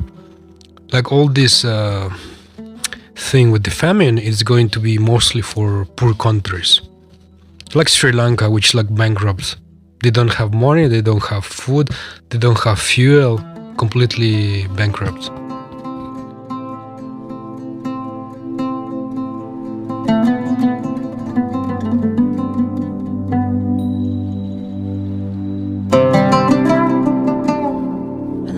So do you think people started panicking already or not yet?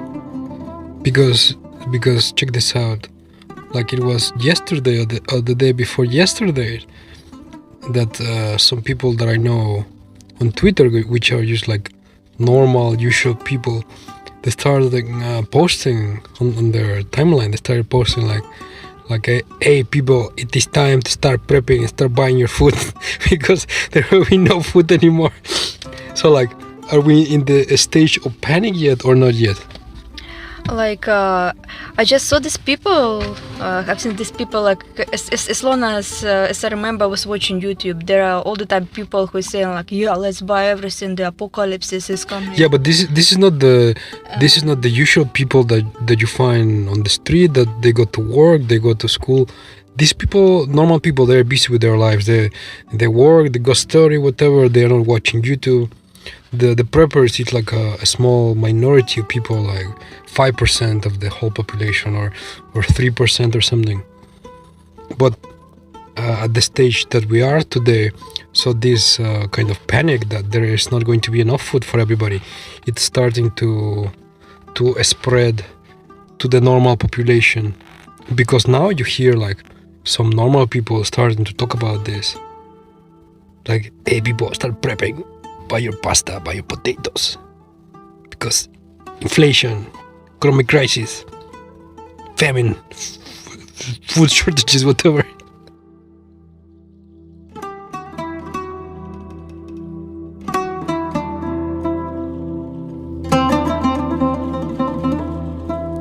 So like there were all these people who were just talking about this for a while, and people, they just got used to this, and this is just kind of noise on the background, so they didn't take them seriously, and some people they don't take this information seriously. They're just busy with their daily life. But like slowly, I think that people they like slowly start to realize that somehow there is like really like for real less food. But so these people that you said that they are not paying attention, they anyways, these people, they don't watch these YouTube channels, or they don't read these people on Twitter. So they are starting to panic because they go to the supermarket and they see that there is empty shelves, or that the prices of food, it went up like 2 or 3 times the price.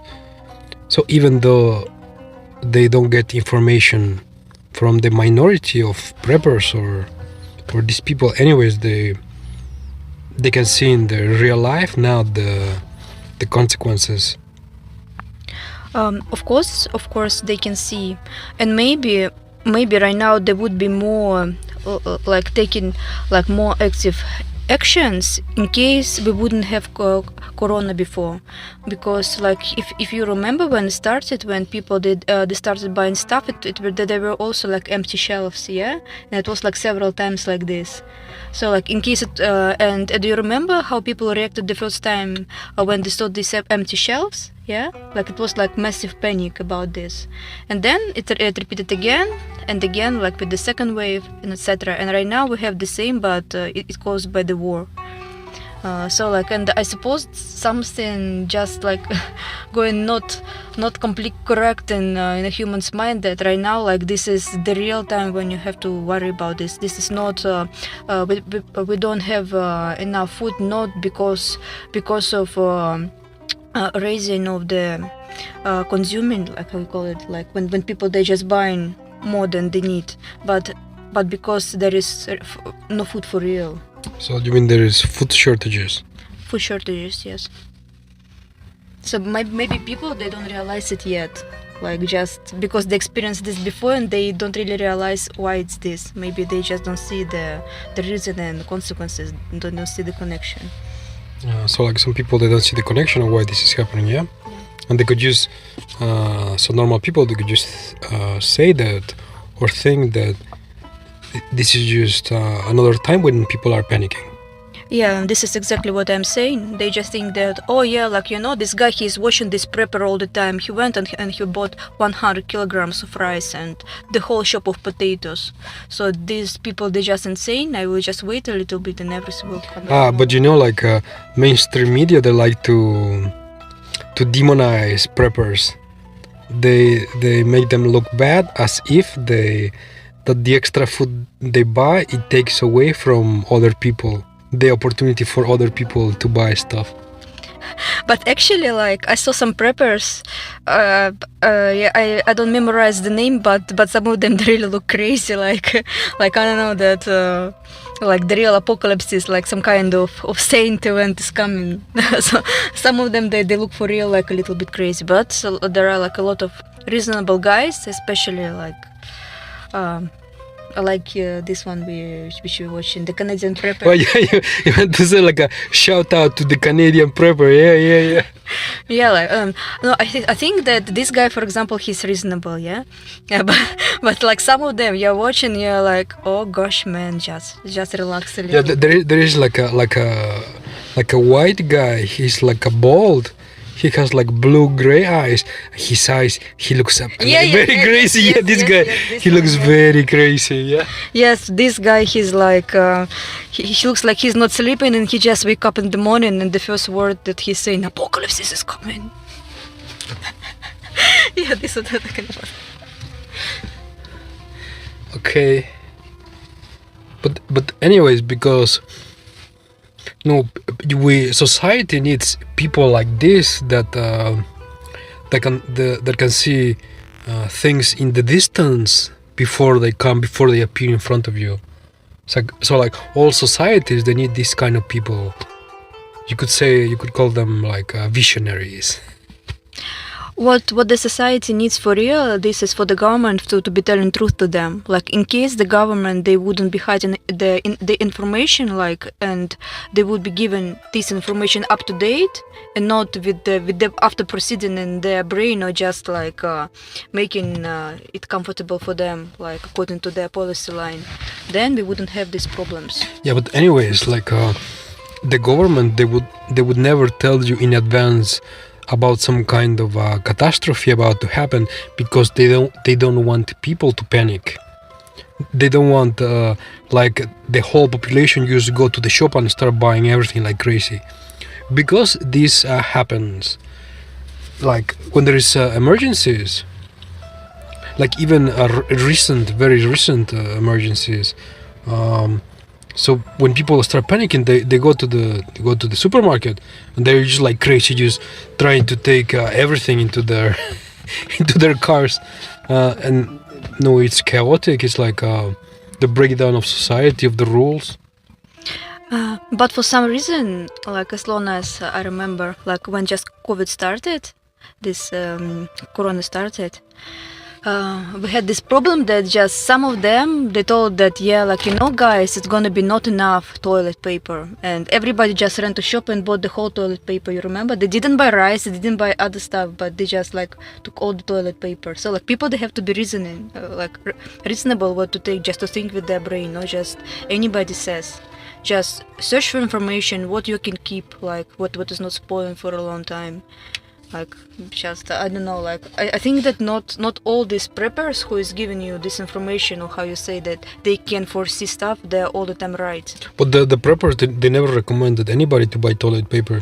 This was the common population that didn't watch the preppers. So the usual people, this is the one that went to the supermarket to buy all the toilet paper, because they didn't watch the preppers. But somebody like got this idea first, like, I don't know.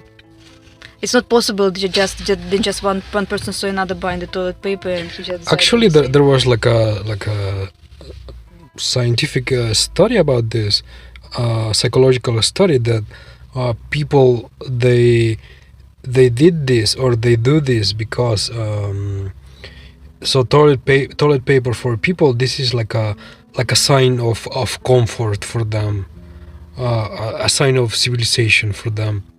So they go and they try to get this to keep themselves like comfortable or civilized in case of a future catastrophe, according to this study that they made, some scientists.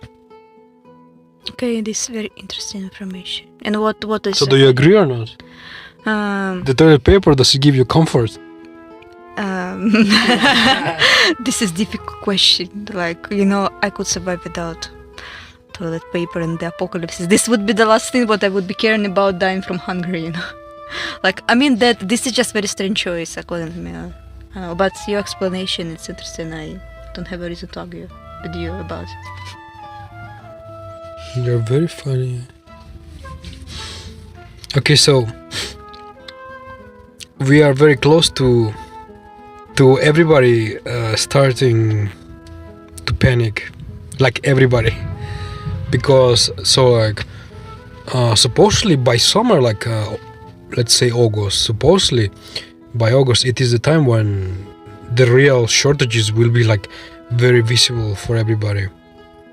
Like you will go to the supermarket and you could see the empty shelves with no pasta, no rice, no sugar. Like yesterday, several sugar producing countries, they started to put export bans. Like Brazil, they are not going to export any sugar anymore.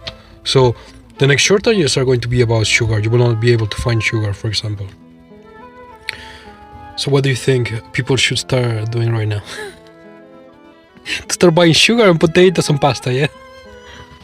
No, it would be reasonable to make some reserve, but not just to get crazy about it. Like just. I mean reserve, like to start like a stockpiling stuff, like put in your shelf something. No, for example, what for do you need sugar? Yeah, like reasonable in case you're not eating it like day and night. Yeah, you need it for cooking. Yeah, just. You need it for food preservation, like a lot of this, to make jams, jelly, What else? For baking, also for baking, you need like a lot of sugar. So you just this what I'm talking about, that you just have to put in your mind that you have to be rationing. So like in case you're drinking tea with the 5 spoons of sugar, yeah, like you will be not able to do it, but you can have some sugar just to make some jam or something, like something what you could keep for longer time, not for luxuries but for everyday usage. Yeah, like some extra, why not? Instead of 1 kilo, get 2 or 3. No, well, for daily usage, like everyday usage, yeah, you could say that for a family of 4 people, for example, maybe in 1 year, maybe you would use, let's say, maybe 3 or 4 kilograms of sugar in 1 year without food preservation, because to make jam, it is 1-to-1 ratio. So if you have 1 kilogram of berries, it is 1 kilogram of sugar. So this is like a lot of sugar. So if you don't need any sugar for food preservation, you could just buy 3 kilograms and put it in yourself. And that should be enough. Also making like these baking desserts, like you also need a lot of sugar, but just to also to make these like salty tomatoes, cucumbers.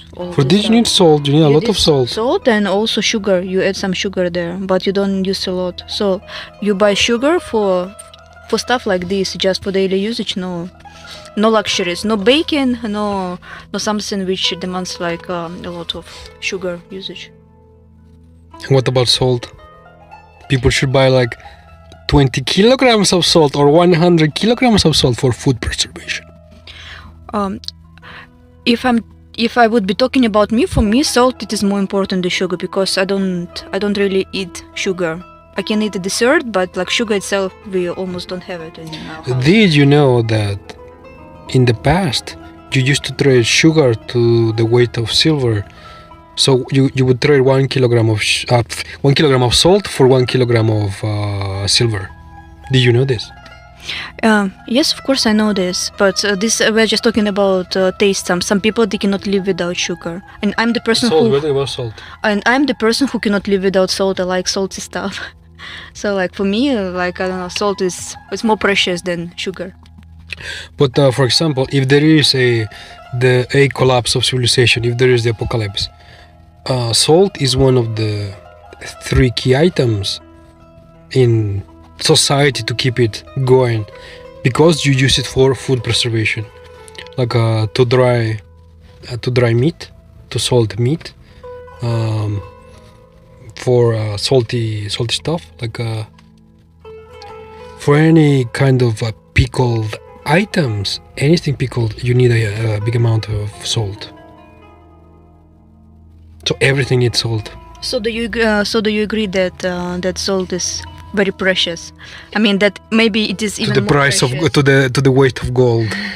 After the apocalypse, you will trade salt for equal to the weight in gold. This is what it's going to be. So what are you trying to say me? So guys, buy coffee, buy sugar, buy salt, and keep it. Later you can use it as a barter for gold. Yes, we are going to a barter system. Yeah. You should buy instant coffee, because you can keep instant coffee for up to 25 years. Did you know this? No, because of this I said instant coffee. Yeah, like have you seen the prices for this? Like to the moon. Oh my gosh, they went 3-4 times up in price, because there is coffee shortages. There is like floods in Brazil. They're not producing coffee, so the whole market is just like not enough.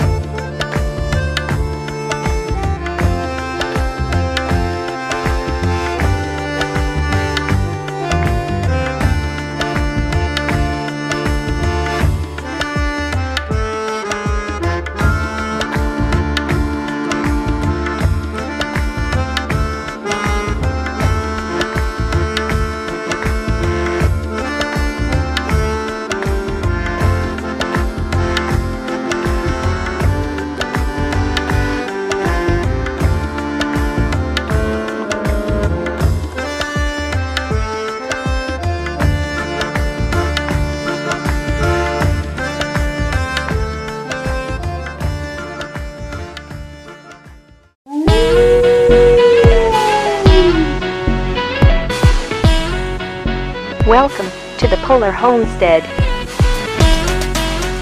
We learn finance, permaculture and prepping. A modern view of the world. Don't forget, freedom is in your hands. Stay safe and vigilant, friends. And now your host, Ralph KK. Launch in 3, 2, 1. Let's go.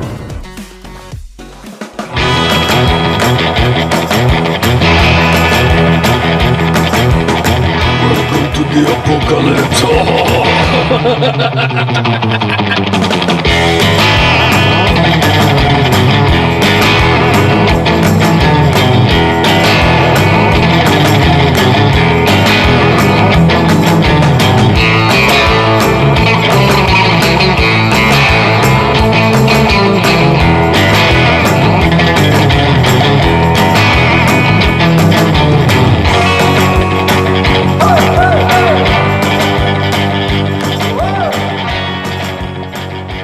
Hello, Christine from Norway. How are you today? Hello, I'm fine, and you? I am fantastic. Did you know that there is only 30 days of wheat left for the whole world? Yeah, I've heard about it. It's a lot of negative views on the TV. But 30 days. I mean, first it was like 6 months. Or no, maybe 3 months or 90 days or something. So it was maybe 90 days. And today we are 30 days countdown to apocalypse. Like, you know, I'm trying not to get involved with all this news. So, like, in case you want to tell me something, better tell me because I'm not following. But I've heard that there is some news about that Ukraine like promised to get some wheat for the European countries. So what do you think? How is it realistic or not realistic? Do you buy your pasta? I have some storage of pasta. How much pasta do you have? 50 kilograms. What, seriously? Of course not. I just have a couple of boxes.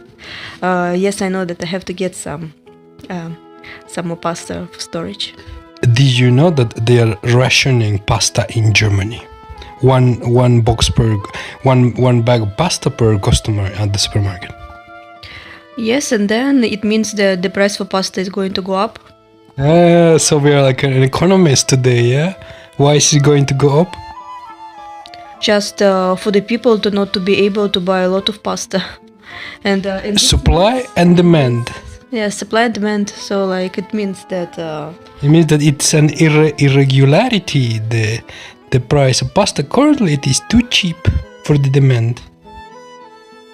So what? So how much is like maybe 3 euros, 4 euros per bag of pasta maybe today?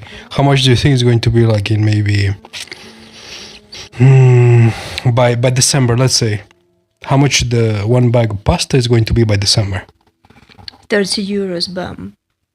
No, but I mean, come on, seriously.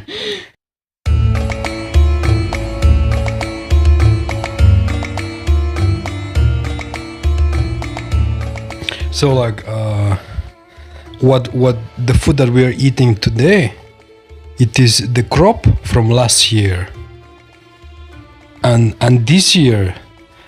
The crops from this year worldwide they have been like very bad because there is all this let's say global warming, the bad weather everywhere. It's making the difficult for crops to grow. So like this year we are way below to what we produced last year worldwide. So there is a whole lot less food. That's not even counting the crisis in Ukraine, that they are not exporting food. And that's also not even counting that there is not enough fertilizer for people to buy, or the fertilizer is like too expensive and the farmers, they cannot afford to buy it. So let's say maybe we have maybe 30% less food, maybe more of what we had last year. And it could even get, I don't know, to 50% less than last year. So what I'm trying to tell you is that the real crisis, it is not happening this summer or December. The real crisis is going to be like next year, like next summer or Christmas to 2023, because what we are growing today, it is like really bad compared to previous years. You also forgot to mention that the prices for fuel, for oil, so it also... Oops, that is terrible. Oh my gosh, imagine.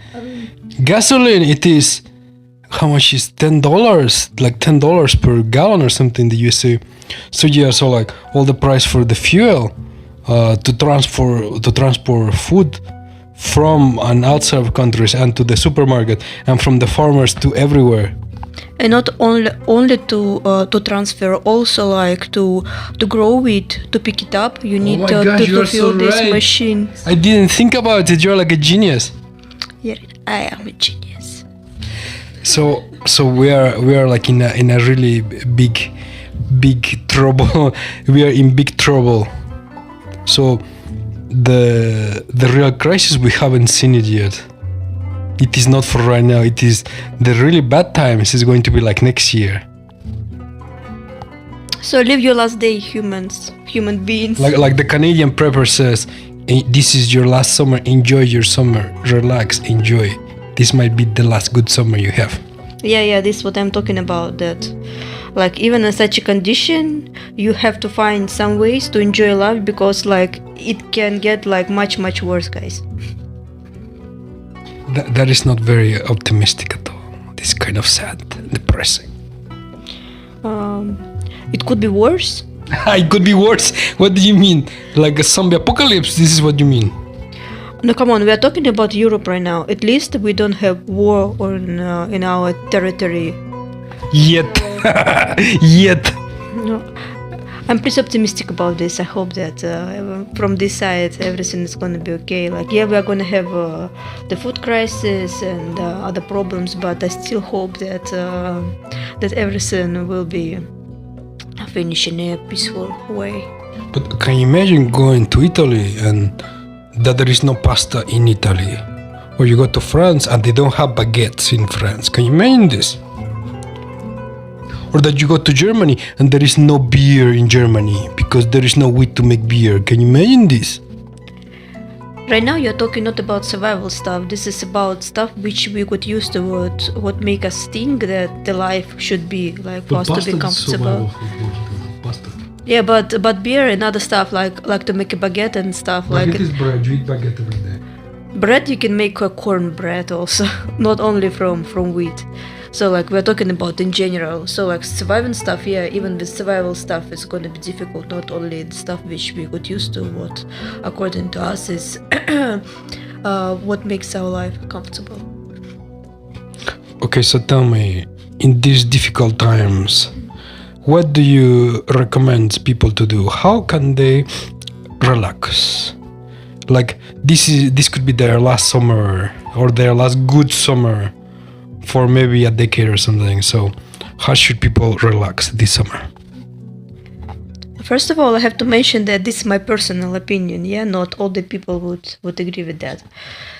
First, I think that you should limit your time you spend watching the television and social media in general, because it's a lot of negative information, and especially on the general TV, it's a lot of disinformation.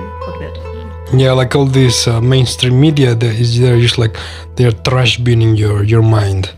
They're just dropping all the bad stuff in your mind, into your consciousness to make you feel afraid and to make you tense all the time. Yeah, exactly. But the funny thing that, you know, like a lot of people, they still watch it and they really believe it like blindly. But a lot of people, they, or at least you could say that the new generation, like everybody under 30, they don't watch television. They watch everything online.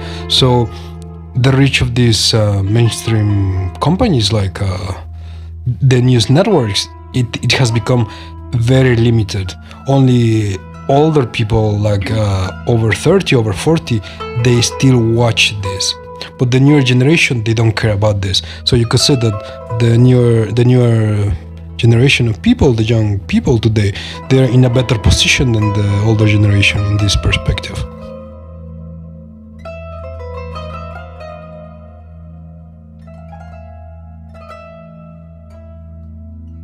Yeah, sure, but still, like, I suppose at least once a week they're watching CNN or something. Don't say the name of the evil corporation. This is the name that we do not name.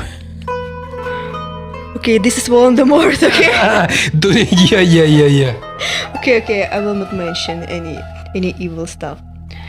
So what are we talking about? How to make your Now we're saying about not to watch the mainstream media and to get away from the devices with the. Yeah, and in general, I'll just spend less time with this social media stuff because, like, this summer, this is time when we really have opportunity to meet with our friends. So you're following the advice of the Canadian prepper. He said that you should go fishing. This is a good idea. I don't like fishing that much, but yeah, like, why not? Like to go into nature, go make a picnic in the forest or something, yeah? Actually, I was talking about meeting with the friends, but yeah. So, like, what I was talking about, that get like real human contact, not just say hi in Facebook, because like it is very important to support each other right now, and just to be part of life of each other. That's what I was talking about. To see people face to face, to have like human contact. Human contact, yes. So you should go your friends and you should go touch them in the face, yeah? To have human contact. Oh, at least I'm happy you said face, not something else. What? Please do not make this kind of jokes in this podcast. This podcast is PG, so children friendly, okay? Keep your opinions to yourself. Okay, then you will delete it, okay? No, this will not be deleted.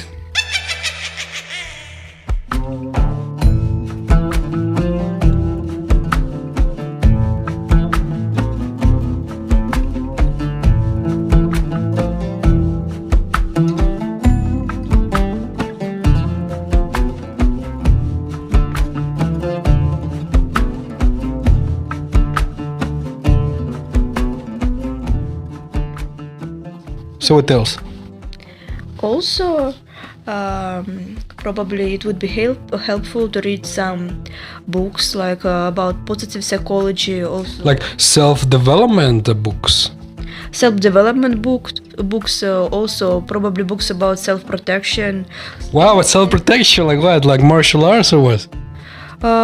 Yeah, why not? Wow, do you want to be a ninja? I like not obligatory like anything like extremely difficult. You can do wushu or something like this. Wushu is difficult if you didn't know. But this is not like I don't know, like taekwondo for me, for example. I suppose this is very individual. So martial arts, even yoga, you can read books about yoga and practice it. Okay, so self-development. To improve yourself. To improve yourself in all the ways. Let's say to improve yourself in all the ways. You can read books about economy also to understand the situation better.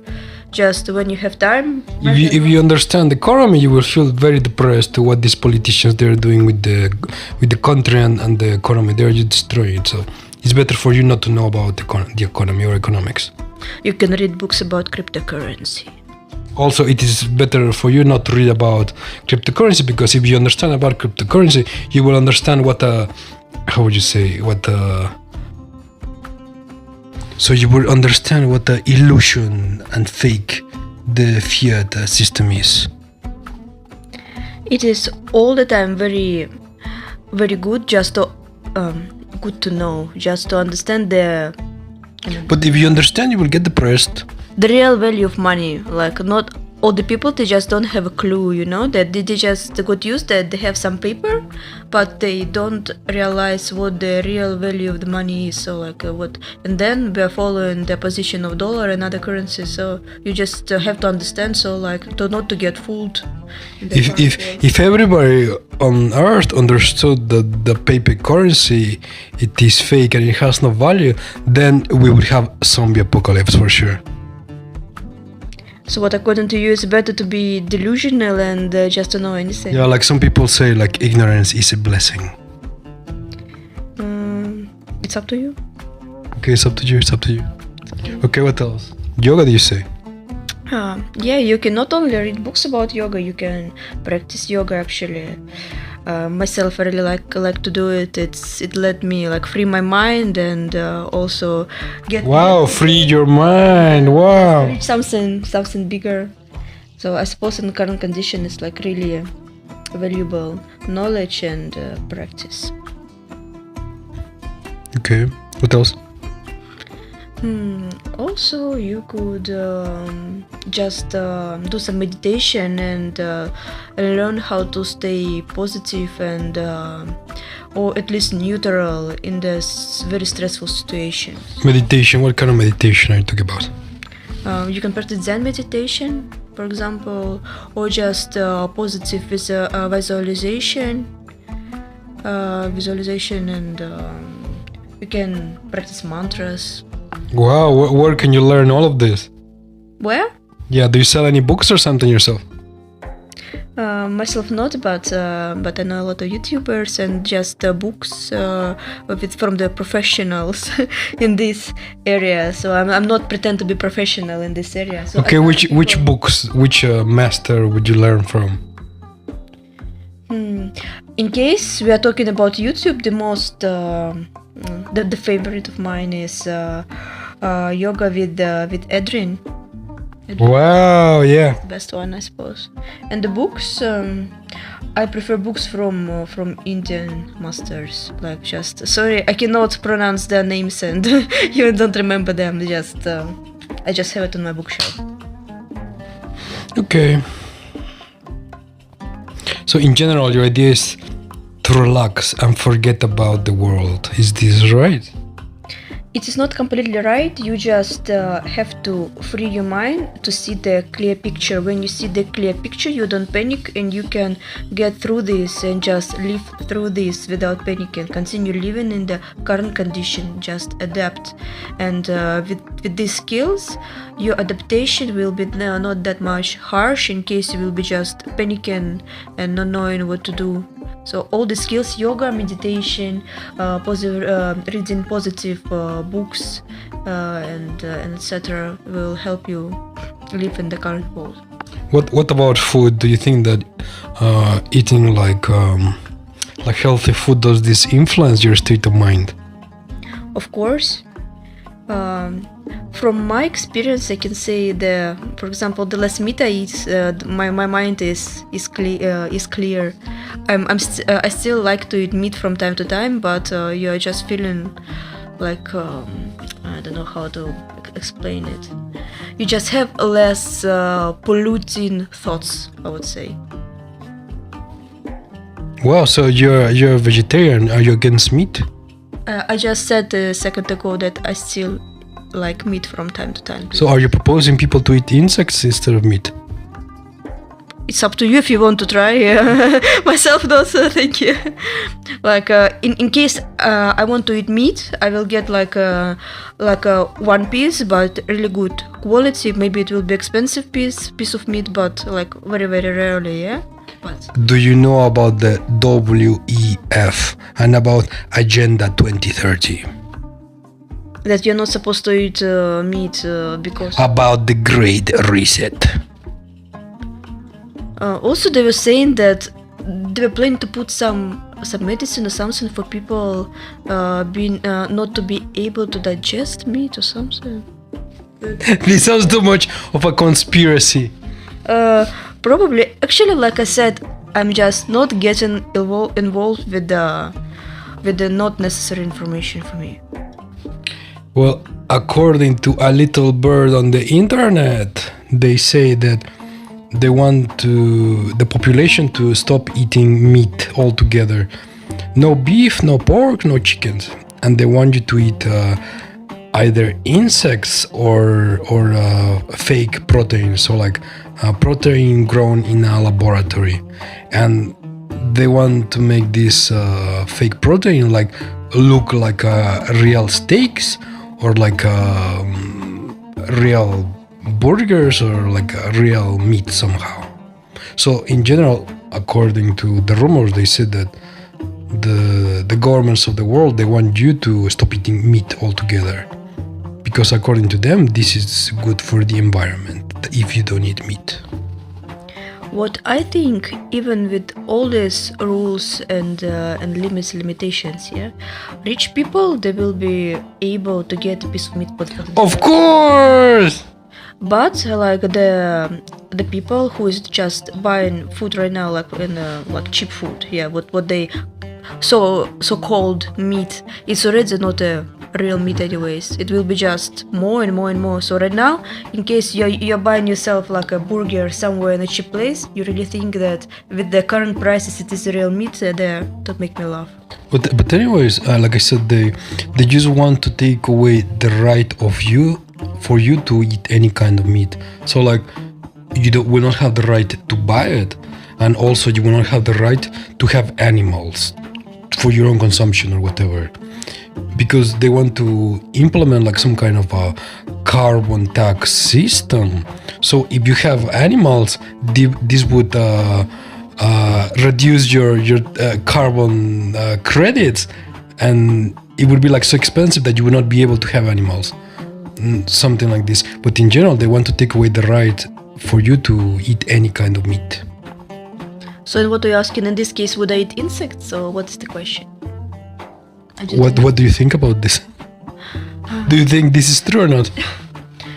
Do you think this is right or not? Like, should the government be deciding for you what to eat? Actually, some people, they need meat just because of their health condition, you know? Like some people, they just cannot live without meat. Not because they just desire, like this is their greatest desire. They just need this iron and other stuff. They just cannot live without this. Yeah, like a doctor would tell you just to take like iron supplements or like some vitamins or whatever. Of course, this, they can do it, but I don't know. Like, I don't think that they can forbid you to grow animals for yourself, for example, to get meat from them. Just watch them do it. Like all the predictions from 10 years ago, like the conspiracy theorists, that they were saying that they were going to do this and that they just did it like right now. So what you say that, oh no, it is not possible that they will just take away your right to eat a beef or to grow your animals, whatever. They will just take it away somehow. Who knows? I already tend to believe like any of these theories, because like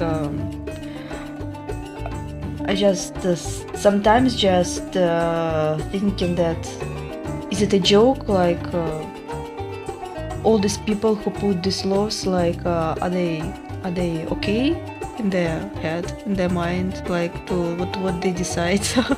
I don't know. I just don't have any answer to your question. You sound depressed already. Are you already starting to understand reality? Oh, sorry, I just like my Argentinian piece of steak, and I'm not ready to say no to this. So you are one of those people who cannot stop eating meat ever. I'm one of this person who will gather some extra money in case I'm able to buy it once a year, just to taste it. I'm a person of taste. I just don't know. I don't like to limit myself. I just like to try stuff. You just like to experience life. Yeah, exactly. I like to experience life. Life is too short, guys. We have to do it. Okay, so do you like to drink wine? Which wine do you recommend to people? I'm a fan of wine from Chile. I know it's fruity. It's very flavorful. Also from South Africa. Wow, with some of this wine from these regions with a nice steak on the side, yeah. Oh, yeah, exactly. I already. With someone like chimichurri sauce or something. Yeah? Yeah, exactly. Or also like some white wine with the piece of baguette and brie, like with the fungus, just with the fungus. And what if with Agenda 2030 they take away the right for you to eat your cheese with fungus? I'm gonna be very depressed. Okay. Okay, so considering everything that is happening, how would you keep your mind in the right condition for you not to go crazy? You know, like to answer this question, I want to say that you start thinking like in like different directions only when you are not busy with something you really like to do. Like usually when you are just sitting watching TV or doing nothing, or like not really concentrated on work you are doing, you start thinking you're thinking you got it. You're thinking anything, you're observing anything what's happening. So but when you are really working, you're concentrated on stuff what you like, what like really like get you in this flow. You just stop thinking about bad stuff. And I think that this could help your mind to stay clear. For example, for me, this is painting. Yeah, when I'm painting, just time flies very fast, and I just don't think about anything what is happening around me. And after this, I feel that my head it is also clean from all these polluting thoughts. So this is first. And second, like I said, you have to learn some techniques from books about this mental health, how to keep your mental health in a good condition. There are a bunch of books and very interesting techniques which I would recommend you to try. So like what most psychologists recommend is that you should keep your mind busy like somehow. If you keep your mind busy, you can separate yourself from problems. So in the current condition of the world, like this is the main problem. So you keep your mind busy with something else, you separate your mind from the problems happening in the world. Like in your case would be like to start painting, yeah? Yes, this is what I'm talking about. In case you want to be happy, be busy. But be busy with the stuff what you really like to do. Like find your credo in life. Credo, you mean like ikigai? Like in Japan? Ikigai? Yeah, exactly. I just forgot this word. Yeah, this is what I was going to say. Okay, very well. This was a very interesting conversation. It is time to go outside to fight the zombies in the apocalypse. I need to go outside to the shop to get some supplies and to go back home. Good luck to you. Look for your pasta. Get your storage. I need to go collect my pasta in the supermarket outside in the world which is filled with the zombie apocalypse. Okay, say goodbye to everybody. Goodbye everybody. Stay safe and stay positive and be close to your family. Right now it is really time to support each other and to be very kind to each other. Good luck. And? What? And? Stay safe? You catchphrase. No. I'm not gonna say. You catchphrase the way. I will not say it.